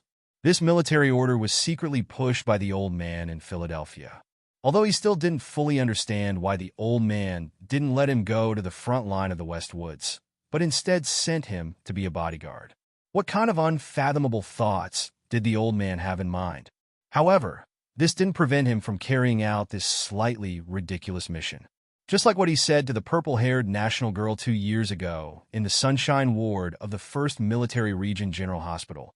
He always believed that he owed her a life for the assassination at the Linhai State Gymnasium. He didn't care who the security personnel were, but when Su Lu saw the man coming out of the villa, he couldn't help but frown. He subconsciously leaned against the back wall and didn't want to see the man face to face. The wide black sunglasses covered most of his expression. But Magnolia and Lan Xiaolong next to him didn't know what he was thinking. They looked at the man in a light brown linen suit and thought that this person was really handsome and made people feel ashamed of their inferiority. Su Lu and the heir of the Li family had met twice. Not only did they not have any friendship, but there were many lingering shadows and blood between them. Today, he was carrying out official business. Although he was surprised that Jian Shui's friend was Li Xiuzhu, he didn't want to have any dealings with this person. The shadow of the villa covered his body. Li Xiuzhu walked out of the villa and saw the unfamiliar faces in the garden. He then looked at his security personnel outside the iron gate and couldn't help but frown. Then he turned around and looked at him in the shadow. If I knew that you would be in charge of Shui's safety, I wouldn't have to do so much. Li Xiuzhu walked in front of Su Lu, smiled gently, and extended his hand. Su Lu understood why the other person walked in front of him. After a slight pause, he held the other person's hand and said, "I'm just carrying out orders." Li Xiuzhu looked at the face in front of him that was deeply engraved in his memory. He suddenly thought of the rumor about Su Lu and the Lees of Philadelphia. There seemed to be a shadow floating in his heart. He slightly frowned and said, "Then I'll leave Shui's safety to you." "You're welcome." Su Lu let go of his hand. Li Xiuzhu looked at him silently and then suddenly said, "The matters of the human world are often very mysterious. In the things or worlds I care about, I can always see your shadow. I only hope that this time you won't get in my way." From the bottom of his heart, the Li family's eldest young master didn't want to show any enmity towards the present Su Lu. It was because he knew better than many people in the Federation what Su Li's name meant to the current federal military. However, there was a shadow and a trace of bad omen in his heart. The most important thing was his love for that purple-haired girl, so he couldn't help but add this line. Su Lu didn't know the true relationship between the Li family's eldest young master and that national idol girl. A faint feeling of frustration surged into his heart, making him not want to say anything more. However, Lan Xiaolong, who was always unwilling to be left out, he didn't know Li Xiuzhu's identity. He said with slight mockery on the side, "Our manager Su is destined to be a jinx. It will probably be difficult for him to do anything in this life, but if he wants to get in his way, it will always be easy." Lan Xiaolong's unintentional words fell into Li Xiuzhu's ears like a clap of thunder, because this was the truth. No matter how deep Li Xiuzhu's mind was, when he thought of all the things that happened in these 2 years, he still couldn't help but slightly change his expression.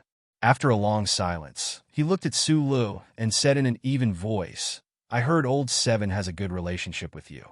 After this mission is over, if there is a chance, let's sit together?" Su Lu didn't reply, but a trace of worry surged in his heart. The biggest thing that Li Xiuzhu had done in his life was naturally to support Macklin in the presidential election. However, this matter was broken by Su Lu, and Macklin was even killed by Su Lu. However, Li Xiuzhu was still able to casually reach out his hand to reconcile with Macklin without any hesitation. In these 2 years, everyone had grown. Su Lu always thought that Li Xiaodong was much more outstanding than his cousin, but after seeing him today, this judgment began to waver. "Who is that guy? He looks quite like a dog."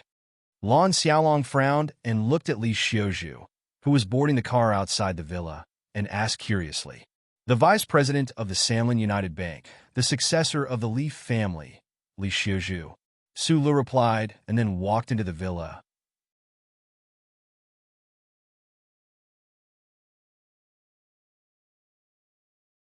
Chapter 376. Li Xiuzhu had to leave the villa on Qiuming Mountain, not because the lady in the villa was taking a nap, not because his people were being chased out of the courtyard, not because he felt that there was a shadow in front of his eyes when he faced Su Lu. It was because there were indeed many things that needed to be taken care of for a person of his level. The Federation had passed the Financial Integration Act for a long time. Those financial tycoons who were used to sipping vintage wine in the winery while casually making big deals behind the scenes could no longer sit still under the powerful attacks of the Ministry of Finance and the Audit Office. As the heir of the Lee family, he naturally would not show up for this kind of thing. Naturally, those tycoons in the eyes of the Federation citizens would go to the Parliament Hill to fight the case, but he also had to take care of business behind the scenes. But no matter what, in Lan Xiaolong's eyes, this legendary descendant of the 7 great families left a bit bleak and lonely when he faced Sulu. Sulu did not feel anything about Li Xiuju's departure. Whether it was the boy who was the gatekeeper in the past or the popular military officer who now had one foot on the Golden Road, he had always been the same when facing these so-called big shots. He had never been timid or angry. He just treated them as ordinary people. This was related to his experience after he escaped from Donglin, such as the Crown Prince and the Little Princess. But more of it was because of the nature of the stone in Donglin. Although he knew that only the barrel of a gun could spurt out wind and clouds, his mind was as firm as a rock. As the most powerful machine, how could he be shocked and affected by external power, wealth, and force? Put out the cigarette. Walking into the villa, a young girl stared at Su Lu very angrily and said quickly in a low voice, "Oh." Su Lu used 2 fingers to hold the cigarette, and looked around for the ashtray, but he could not find the cold porcelain pit that contained the filth. He could not help but look a bit embarrassed. "I'm really sorry." Sister Tong came down from upstairs. Seeing this scene, she could not help but frown. She quickly drove away the waitress, who was a bit arrogant because of the lady's tolerance, and said to Su Lu with a bitter smile, "The people in the villa are all service staff who have been with the lady for a long time. They're a bit rude." Sister Tong, who had thought a lot of things clearly, even forgot the good intentions of the young master of the Li family. At this moment, facing Su Lu, she was naturally very polite. After all, it was rumored that the young lieutenant colonel in front of her was the target of the old master's efforts. Su Lu held the cigarette in a daze. Thinking of the cool female military officer he met 2 years ago, he did not know how to react for a moment. After a while, he said with a smile, and said, "You don't have to be so polite. After all, I'm just a bodyguard." Out of the corner of his eye, he saw a pot of flowers and plants in the villa hall. He quickly put out the cigarette, but in the red mud, and sighed with satisfaction. He said to Sister Tong, "I need a schedule." Bodyguard? Sister Tong would definitely not think that way. 2 years ago, when she had saved the unconscious Su Lu in the blood-soaked underground parking lot of the Linhai State Gymnasium, she had only thought that this was a young fellow with decent ability, decent luck, and decent courage. However, 2 years later, this young fellow had already become the youngest lieutenant colonel in the Federation, the key designer of the MX Mecha, and a person whom President Pabre greatly appreciated.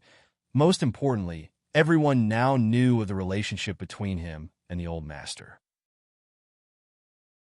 Such a person, in addition to those security personnel who clearly had shocking combat power outside the villa, had all been sent to be the lady's bodyguard. Perhaps it could not be said to be a waste of resources, but the truth behind the scenes was definitely not so simple. Sister Tong watched as Su Lu snuffed out the cigarette but in the flower pot. Her expression was a little strange. She wanted to say something, but in the end, she did not say anything. With a soft beep, a detailed itinerary designed by a professional was sent to Su Li's cell phone. There was an extremely conspicuous secret symbol at the beginning. Su Lu lowered his head and looked at it quietly for a long time. Then, somewhat stunned, he raised his head and asked, "Holding a military concert in the West Woods?" "Yes, the specialized spaceship will depart the day after tomorrow. I hope your personnel can be prepared," replied Sister Tong in a low voice. "Okay." Su Lu scratched his head with the phone in his hand. He had just washed his hair last night, so it was refreshing and did not itch. However, his mind was filled with endless doubts. In the end, he still had to go to the West Woods, just under a different name. But why would the Department of Defense want him to follow that national idol girl to the West Woods? Su Lu subconsciously raised his head to look at the fragrant wood flooring. He did not see the barefoot purple-haired girl floating over, But his heart was filled with the same doubts as Sister Tong's that night. Most of the combat personnel of Team 7 stayed in the villa at Autumn Cry Mountain. Su Lu was a professional, but he had personally witnessed the delicate and secretive security settings around the villa that made his scalp tingle. While admiring the abilities of his subordinates, he naturally did not have any more worries. During the military exercise in the early hours of the graduation day, the men of Team 7 faced the defense battalion of the Iron 7th Division. Unsurprisingly, they were all annihilated. However, that was on a virtual battlefield. When doing such meticulous activities in real society, with the ability displayed by Team 7, today's villa at Autumn Cry Mountain would not be able to be breached even if there was a reinforced company attacking it head-on. After leaving S1, the security plan was naturally handled by Secretary Bai and the other professionals. As the nominal supervisor, he seemed to have nothing to do. After his shift that night, he left the villa at Autumn Cry Mountain and returned to his apartment in Wangdu. However, thinking that he did not see the purple-haired girl that he had not seen in a long time, he could not help but feel a little strange.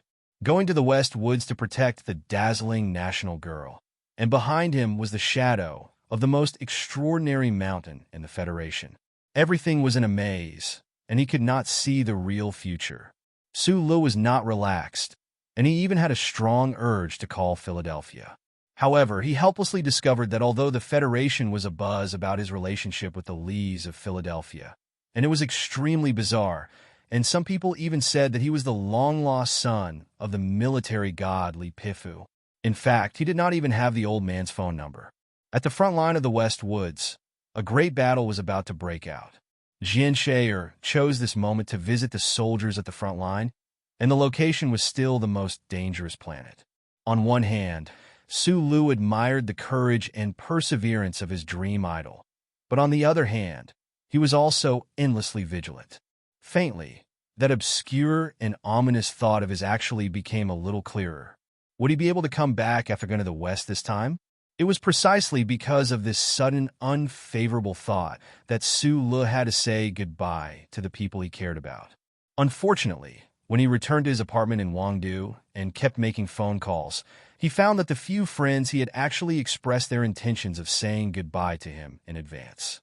Shi Qinghai left a piece of paper and then leisurely followed the Green Dragon Mountain Anti-Government Army Unit, now the Federation Special Forces, to the front line of the West Woods yesterday on a military spaceship to assume the position of liaison officer that was proposed by Green Dragon Mountain and personally appointed by President Pabre.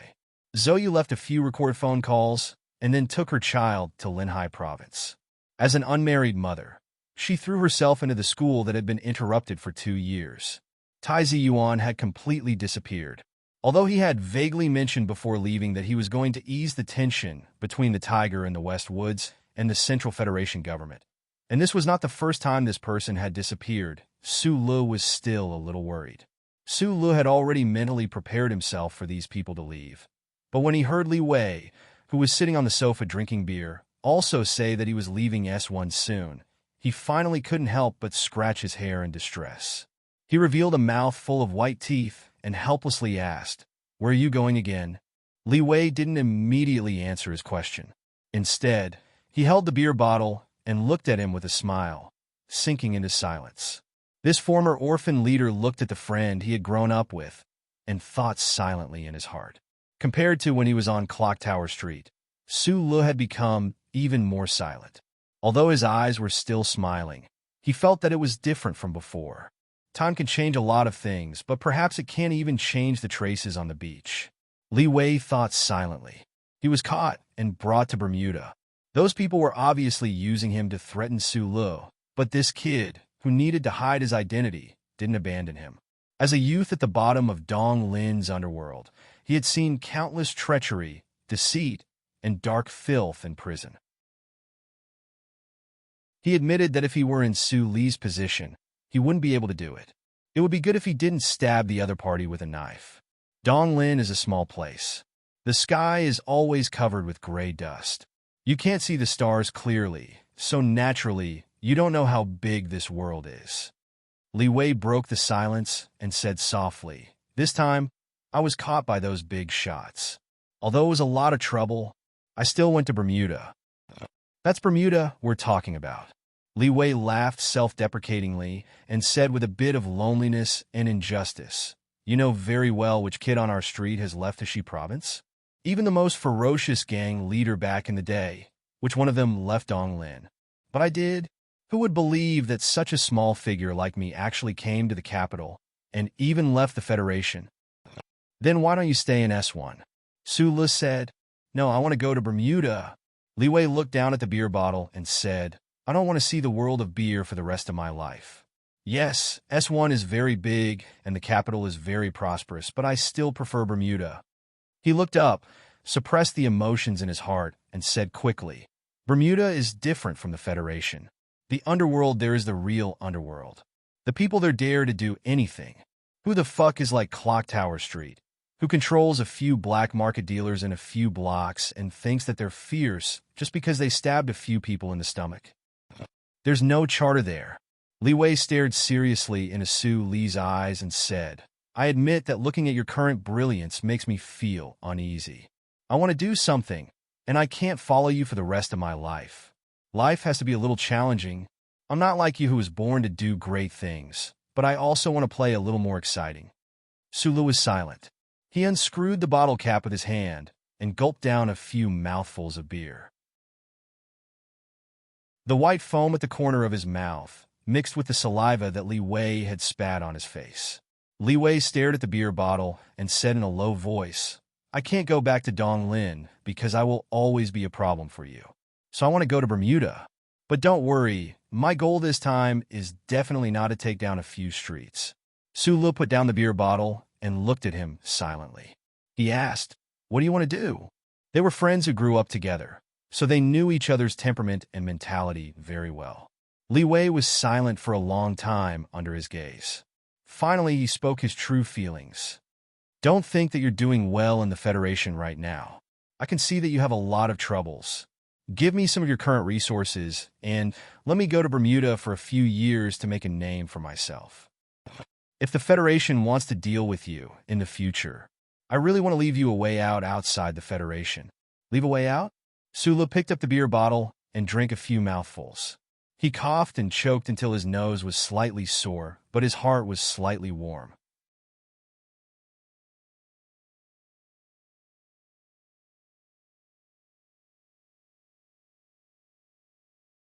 Chapter 377.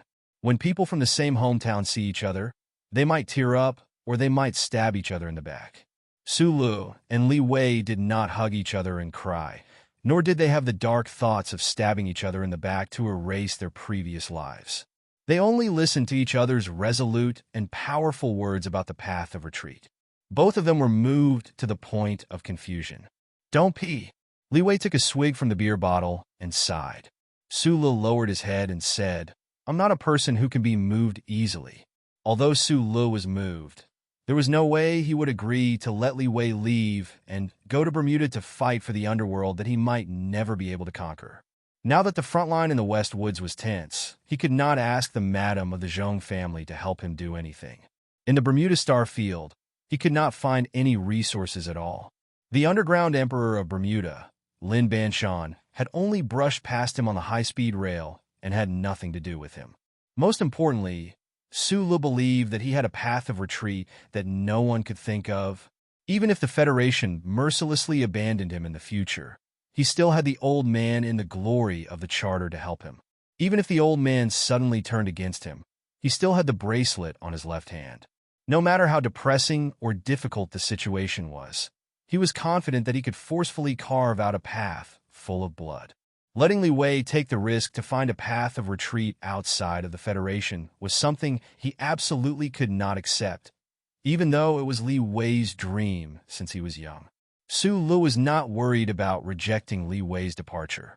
He believed that Li Wei only knew him in the capital ring and had no money or connections. It was impossible for him to secretly cross the galaxy and sneak into the distant Bermuda Star Field. So the next morning, when he saw the note under the beer bottle on the coffee table, he was so angry that he had the urge to throw the beer bottle out of the window. But in the end, because he didn't want to hit the children or the flowers under the apartment building, he stopped. You gave him funding. You let him get acquainted with the smugglers in Bermuda. Have you ever thought that he is my friend? You should at least get my permission first. In an open space near the expressway in the southern suburbs of the Capital Special District, Su Lu stepped on a few pieces of crushed autumn leaves and glared at Li Xiaotong in front of the car. He wished he could beat the cold and gloomy seventh young master into pieces of red plum blossoms dancing in the air. Li Wei quietly left the capital and embarked on an unknown journey to Bermuda because of the sponsorship provided by seventh young master Li. Even the few Bermuda smugglers were able to find an opportunity to establish connections with them because of the luncheon at Wood Valley Manor. He left in a hurry. I didn't know that you didn't know about this. It wasn't convenient for me to call you last night. Li Xiaodong could feel the anger in Su Li's heart at this time and did not dare to be careless. He explained very seriously, but you can rest assured that I have already talked to those smugglers. Whether it is on the journey or after arriving in Bermuda, they will take good care of Li Wei. In fact, I think that since your friend is so ambitious, you should just let him be. If there is no other way, you can talk to Lin Banshan. Who in Bermuda dares to provoke him? Seventh young master Li's words were actually foreshadowing. He sponsored Li Wei to go to Bermuda to build up his business. On one hand, he wanted to further invest in Su Lu and Su Li's circle. On the other hand, he also wanted to plant a foreshadowing because he admired a small figure like Li Wei. In Wood Valley Manor, he tried to find out more about Su Li's past from this person, but there was no progress. This made him admire Li Wei even more. I don't know Lin Banshan.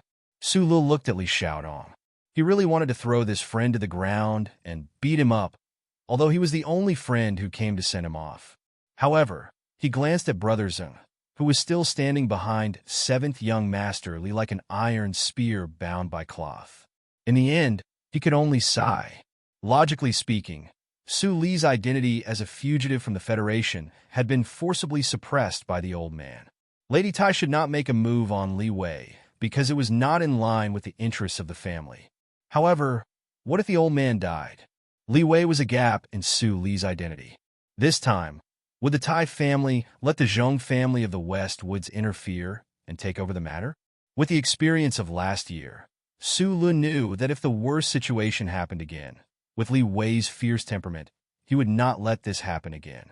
If he found that he could not protect himself, then before he fell into the hands of the other party, this orphan leader would be unusually cold and valiant to end his own life. Friends far away, life and death together. How could he endure? However, no matter how moved he was or how angry he was, it was useless. Su Lu stood in the autumn wind at the intersection of the highway. After a moment of silence, he returned to calmness, but his heart was still filled with endless loneliness. At least I should thank you for coming to send me off, he said to Li Xiaodong in front of him. Li Xiaodong straightened his black and gold collar to block the autumn wind. He said with a smile that was not a smile, I am not worried about whether you can come back alive from the front line of the West Woods. I just hope you can satisfy a humble wish of mine.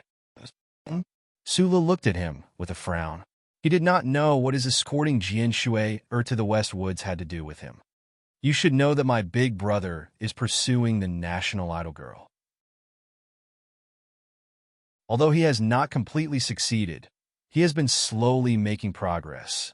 The elders in the family are very optimistic about this. The smile on Li Xiaodong's face gradually disappeared. He said lightly, if he succeeds, I have no hope of inheriting the right. Su Lu frowned slightly. Although he had seen Li Xiuzhu in the villa of Qiuming Mountain yesterday and could guess that there seemed to be some relationship between him and Jian Shui, he still did not understand. Not to mention whether or not he would despise Jian Shui, who was just a star. How could he put such an important matter as inheriting the right on such a matter? Don't pretend that you don't know anything in front of me.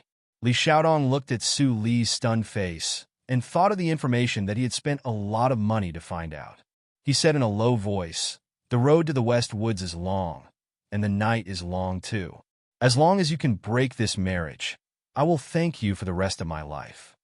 Su Lu frowned more and more, thinking that he was just a bodyguard. He shook his head and said, I don't understand what you want to say. Do you expect me to steal your brother's sweetheart? I can't use the handsome man trick. For such a handsome and successful man like your brother, sure Qinghai might be able to do it. In this world, handsome men are not popular anymore. The most popular is quiet and sunny young men. Li Xiaodong looked at him and smiled. He turned and waved goodbye and got into the luxury car with Brother Zeng. Amidst the swift autumn wind at the highway junction, Su Lu stared at the car that was driving away into the distance. He spread out his hands in a somewhat perplexed manner. He realized that his trip to Silin seemed to be hiding some very mysterious factor. The problem was that it seemed like a lot of people around him knew about it, but he didn't. And it just so happened that those who knew all thought that he already knew. He didn't want to think about this annoying tongue twister anymore. He got into the black car and silently drove to the villa of Qiuming Mountain in the southern suburbs. Along the way, he saw the capital's autumn scenery and the clear sky. He was about to leave this planet, and he didn't know when he would come back. Tai Ziyuan left, Mr. Shi left, Li Wei left, and Zhou Yu also left. The time he spent with these friends was always short, but the separation was extremely long. Thinking of this, he couldn't help but feel a little sad. Looking at the wild cotton outside the window shivering in the cold wind and turning into white lines in a flash, Su Lu thought that if something really happened to him, these people would definitely come back to him immediately. He was born in this world, and it was really satisfying to have friends like these who could eat meat and drink wine, talk about life and dreams, and not talk about price or life and death. That a motorcade of 27 vehicles of various colors drove out of the villa of Qiuming Mountain.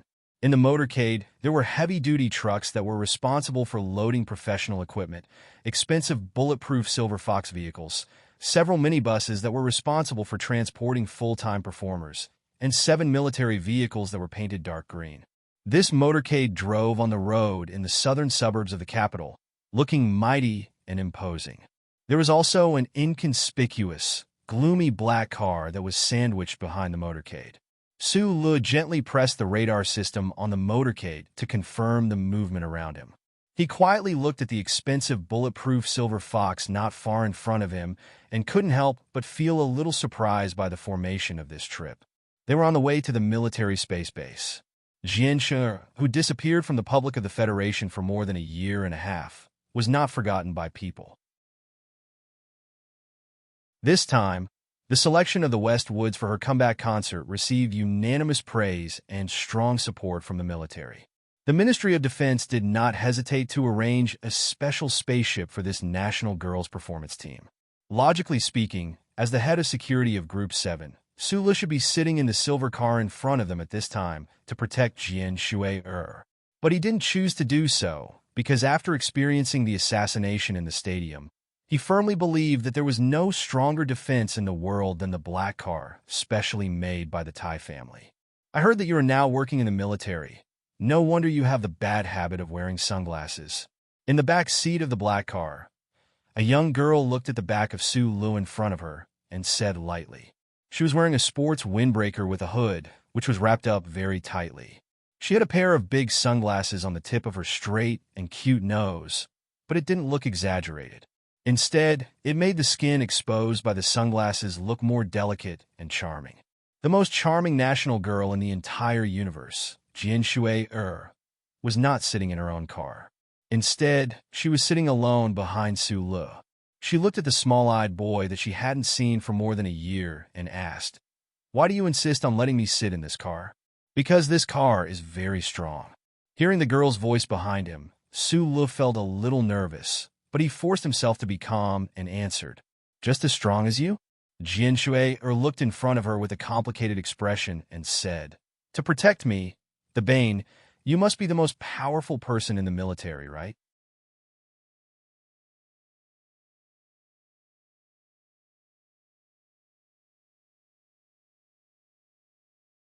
Chapter 378. The rumor that Jian Shui was a jinx had been around for a long time. It was not known whether it was a conclusion made by some bored people in the Federation or by friends who could not find anything exciting on the internet. All in all, from the assassination in the Linhai Prefecture Gymnasium to the terrorist attack in the Huanshan 4 Prefecture's concert, Whenever Jian Shui spoke, countless innocent people would lose their lives. Although the number of times wasn't many, the impact was too great and too vile. Everyone knew that these were all dirty things done by Senator Medellin and had nothing to do with Jian Shui. However, the Federation was too big, and there was no lack of space for rumors to grow. There would always be people who would link the deaths and injuries of innocent people to Jian Shui. Although there were not many, it was like someone throwing a piece of rat feces into a pot of plain porridge. It would not stink, but it would be enough to make one choke. A national idol girl who was popular with hundreds of millions of citizens suddenly had a dark aura around her. This national idol must be under a lot of mental pressure. In the past year and a half, she had disappeared from public view, which was more or less related to these rumors. Su Lun knew how to answer. He belonged to another line of people involved, so naturally he would not believe these nonsense. However, he did not know how to comfort the young idol sitting behind him. Although he had met and talked to her before, and even received her selfless help twice, they were just passers-by after all. Now he was a bodyguard, and Jian Shui was the object of his protection. The motorcade drove into the Federal Military Space Base. Through the sliding open, electrically controlled alloy door, they drove directly onto the tarmac. Looking at the spaceship in the distance that was getting closer and closer, Su Lun narrowed his eyes. The dense light spots flashing on the vehicle radar made him feel a little uncomfortable. There were no military flags fluttering in the air, no ceremonies and music, but there was still a sea of people. They were not the TV viewers in the Federation who adored Jian Shui, but the officers and ordinary soldiers in the military base. It wasn't until he saw the dense crowd around the tarmac with his own eyes that Su Lun truly felt Jian Shui's influence in the Federation. Back then, no. Until now, he had always been Jian Shui's most ardent fan. But when he saw the excited faces of those officers and soldiers, he still felt that it was somewhat inconceivable. The equipment required for the performance, as well as the 7 sets of security equipment, were delivered to the belly of the spaceship through the load-bearing lift at the back of the spaceship. When all the preparations were done, Su Lun heard by Yulan's confirmation in his earpiece. He turned around and said to Jian Shui, "You may board the spaceship now." The side door of the black car opened. Under the cover of the wall of people, Jian Shui, who was wearing a hoodie and full-body sportswear, quietly left the black car like an ordinary girl next door. She came to the bulletproof Silver Fox car and prepared to board the ship.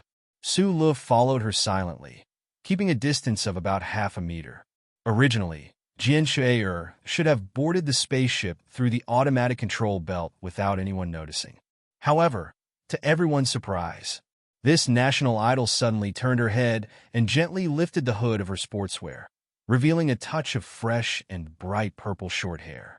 Standing on the automatic control belt, she turned around and waved at the officers and soldiers in the military base who were looking forward to her arrival. The base, which was supposed to be empty but seemed incomparably lively today, suddenly fell silent. Then, a burst of extremely enthusiastic cheers, applause, cheers, and whistles erupted. These sounds intertwined together, forming a chaotic but pleasing accompaniment. Purple was a very bright and eye-catching color. It was very abrupt. Some scientists had once studied that the color of food that humans could not adapt to was purple. Therefore, this color did not give people a sense of intimacy. There was no star in the universe who dared to dye their hair purple, except for her. Only Jian Shui herself had that kind of fresh, charming, and lovely youthful aura that was like a new willow by the riverside, could make this purple color the most conspicuous and even the most dazzling embellishment. It was engraved in everyone's heart and could not be forgotten at any time. Su Lun wore sunglasses and silently looked at the national idol standing on the automatic control belt with a smile on her face. In his heart, he thought of the long paragraph of somewhat complicated words in front of him. Although this clearly violated the provisions of the safety control manual, he could not and did not want to stop this national idol from doing this slightly crazy thing. Because Jian Shui, who was standing on the automatic control belt, was facing the wind and gently waving her hand. Because the touch of purple in the autumn wind was moving. Because the pair of calves exposed outside the sportswear was seductive. because he had been incomparably fond and even infatuated with her since he was very young. Although this touch of purple was not on the TV screen, but in front of his eyes, the feeling was still the same and had not faded. This time, Jian Shuier went to the front line of the West Woods to hold a concert called Victory. The main purpose was naturally to comfort those brave soldiers who had bravely resisted the invasion of the Empire, but had not returned home for a long time. Many famous artists in the Federation had done this kind of gesture of appreciation for the military, but it was the first time that a big star like Jian Shuier had personally gone. In fact, the Federation media, the Performing Arts Association, and those famous stars in their respective fields had long admitted that the stars in this universe had always been divided into two classes. One class was Jian Shuier, and the rest were the rest. This was a strange flower created by the love of the Federation's citizens and the legendary history. No one could deny this. The Ministry of National Defense, of course, welcomed this kind of thing with both hands. Moreover, the planet Jian Shuier was going to was still in a tug-of-war between the Federation and the Empire. It was an absolutely dangerous fire zone. In addition to the welcome, the federal military was also infinitely grateful. The spaceship that the preparation team of the Victory concert took belonged to the first-class military spaceship of the Federal Fleet. It did not need to go through the old moon base or space station for conversion or mending. It directly broke through the atmosphere and the gravitational force of S1. Under the gaze of countless pairs of eyes and cameras, it left a trail of fog that gradually disappeared before people's eyes. It flew into the vast universe that was sometimes blue and sometimes dark. The spaceship was like a ghost, quietly breaking through the barriers of space and gliding into the distance between the stars and the sky. In fact, all spacecrafts could give the audience a ghostly feeling if they were lucky enough to witness them. Su Lu was no longer the orphan who could not step out of the bell tower street. He had lost most of his interest in this silent voyage. He only felt that it was boring. He stood silently outside a cabin door, narrowed his eyes, and watched the movements around him. He silently calculated the time it would take to reach the West Woods. The military spaceship that belonged to the Federal Fleet was not luxurious, but the Ministry of National Defense still tried its best to provide convenience to the Victory concert team. This was the second floor of the spaceship. Except for the upper floor of the spaceship control hall, it was the safest and most core area. The armed personnel of Group 7 had been distributed to all the key areas, and together with the control officer on the spaceship, they carried out dual control. Jian Shuiyer's team of as many as 80 people lived on the lower floor. Only a few people had the authority to enter the core area of this floor. Su Lu was undoubtedly one of them. Although he was lightly ridiculed by the national idol girl in the car, he still wore the pair of sunglasses that he brought back from the base. He looked at the glimmering stars outside the porthole with a blank expression. No one knew what he was thinking. Suddenly, the phone in his arms rang. He picked up the phone and heard the clear voice of Little Watermelon. "Brother Su Lu, I heard that you're going to the West Woods." "Yes, I'm on the spaceship now." On the other end of the phone, Little Watermelon did not show much emotion. She just muttered in a childish tone, "I haven't been back to my hometown for a long time." "Brother Su Lu, when you reach the West Woods, remember to go to number 36, Latitude 2 District. That is my home. I have a little white rabbit. I don't know if it has gained weight now. Help me say hello to it."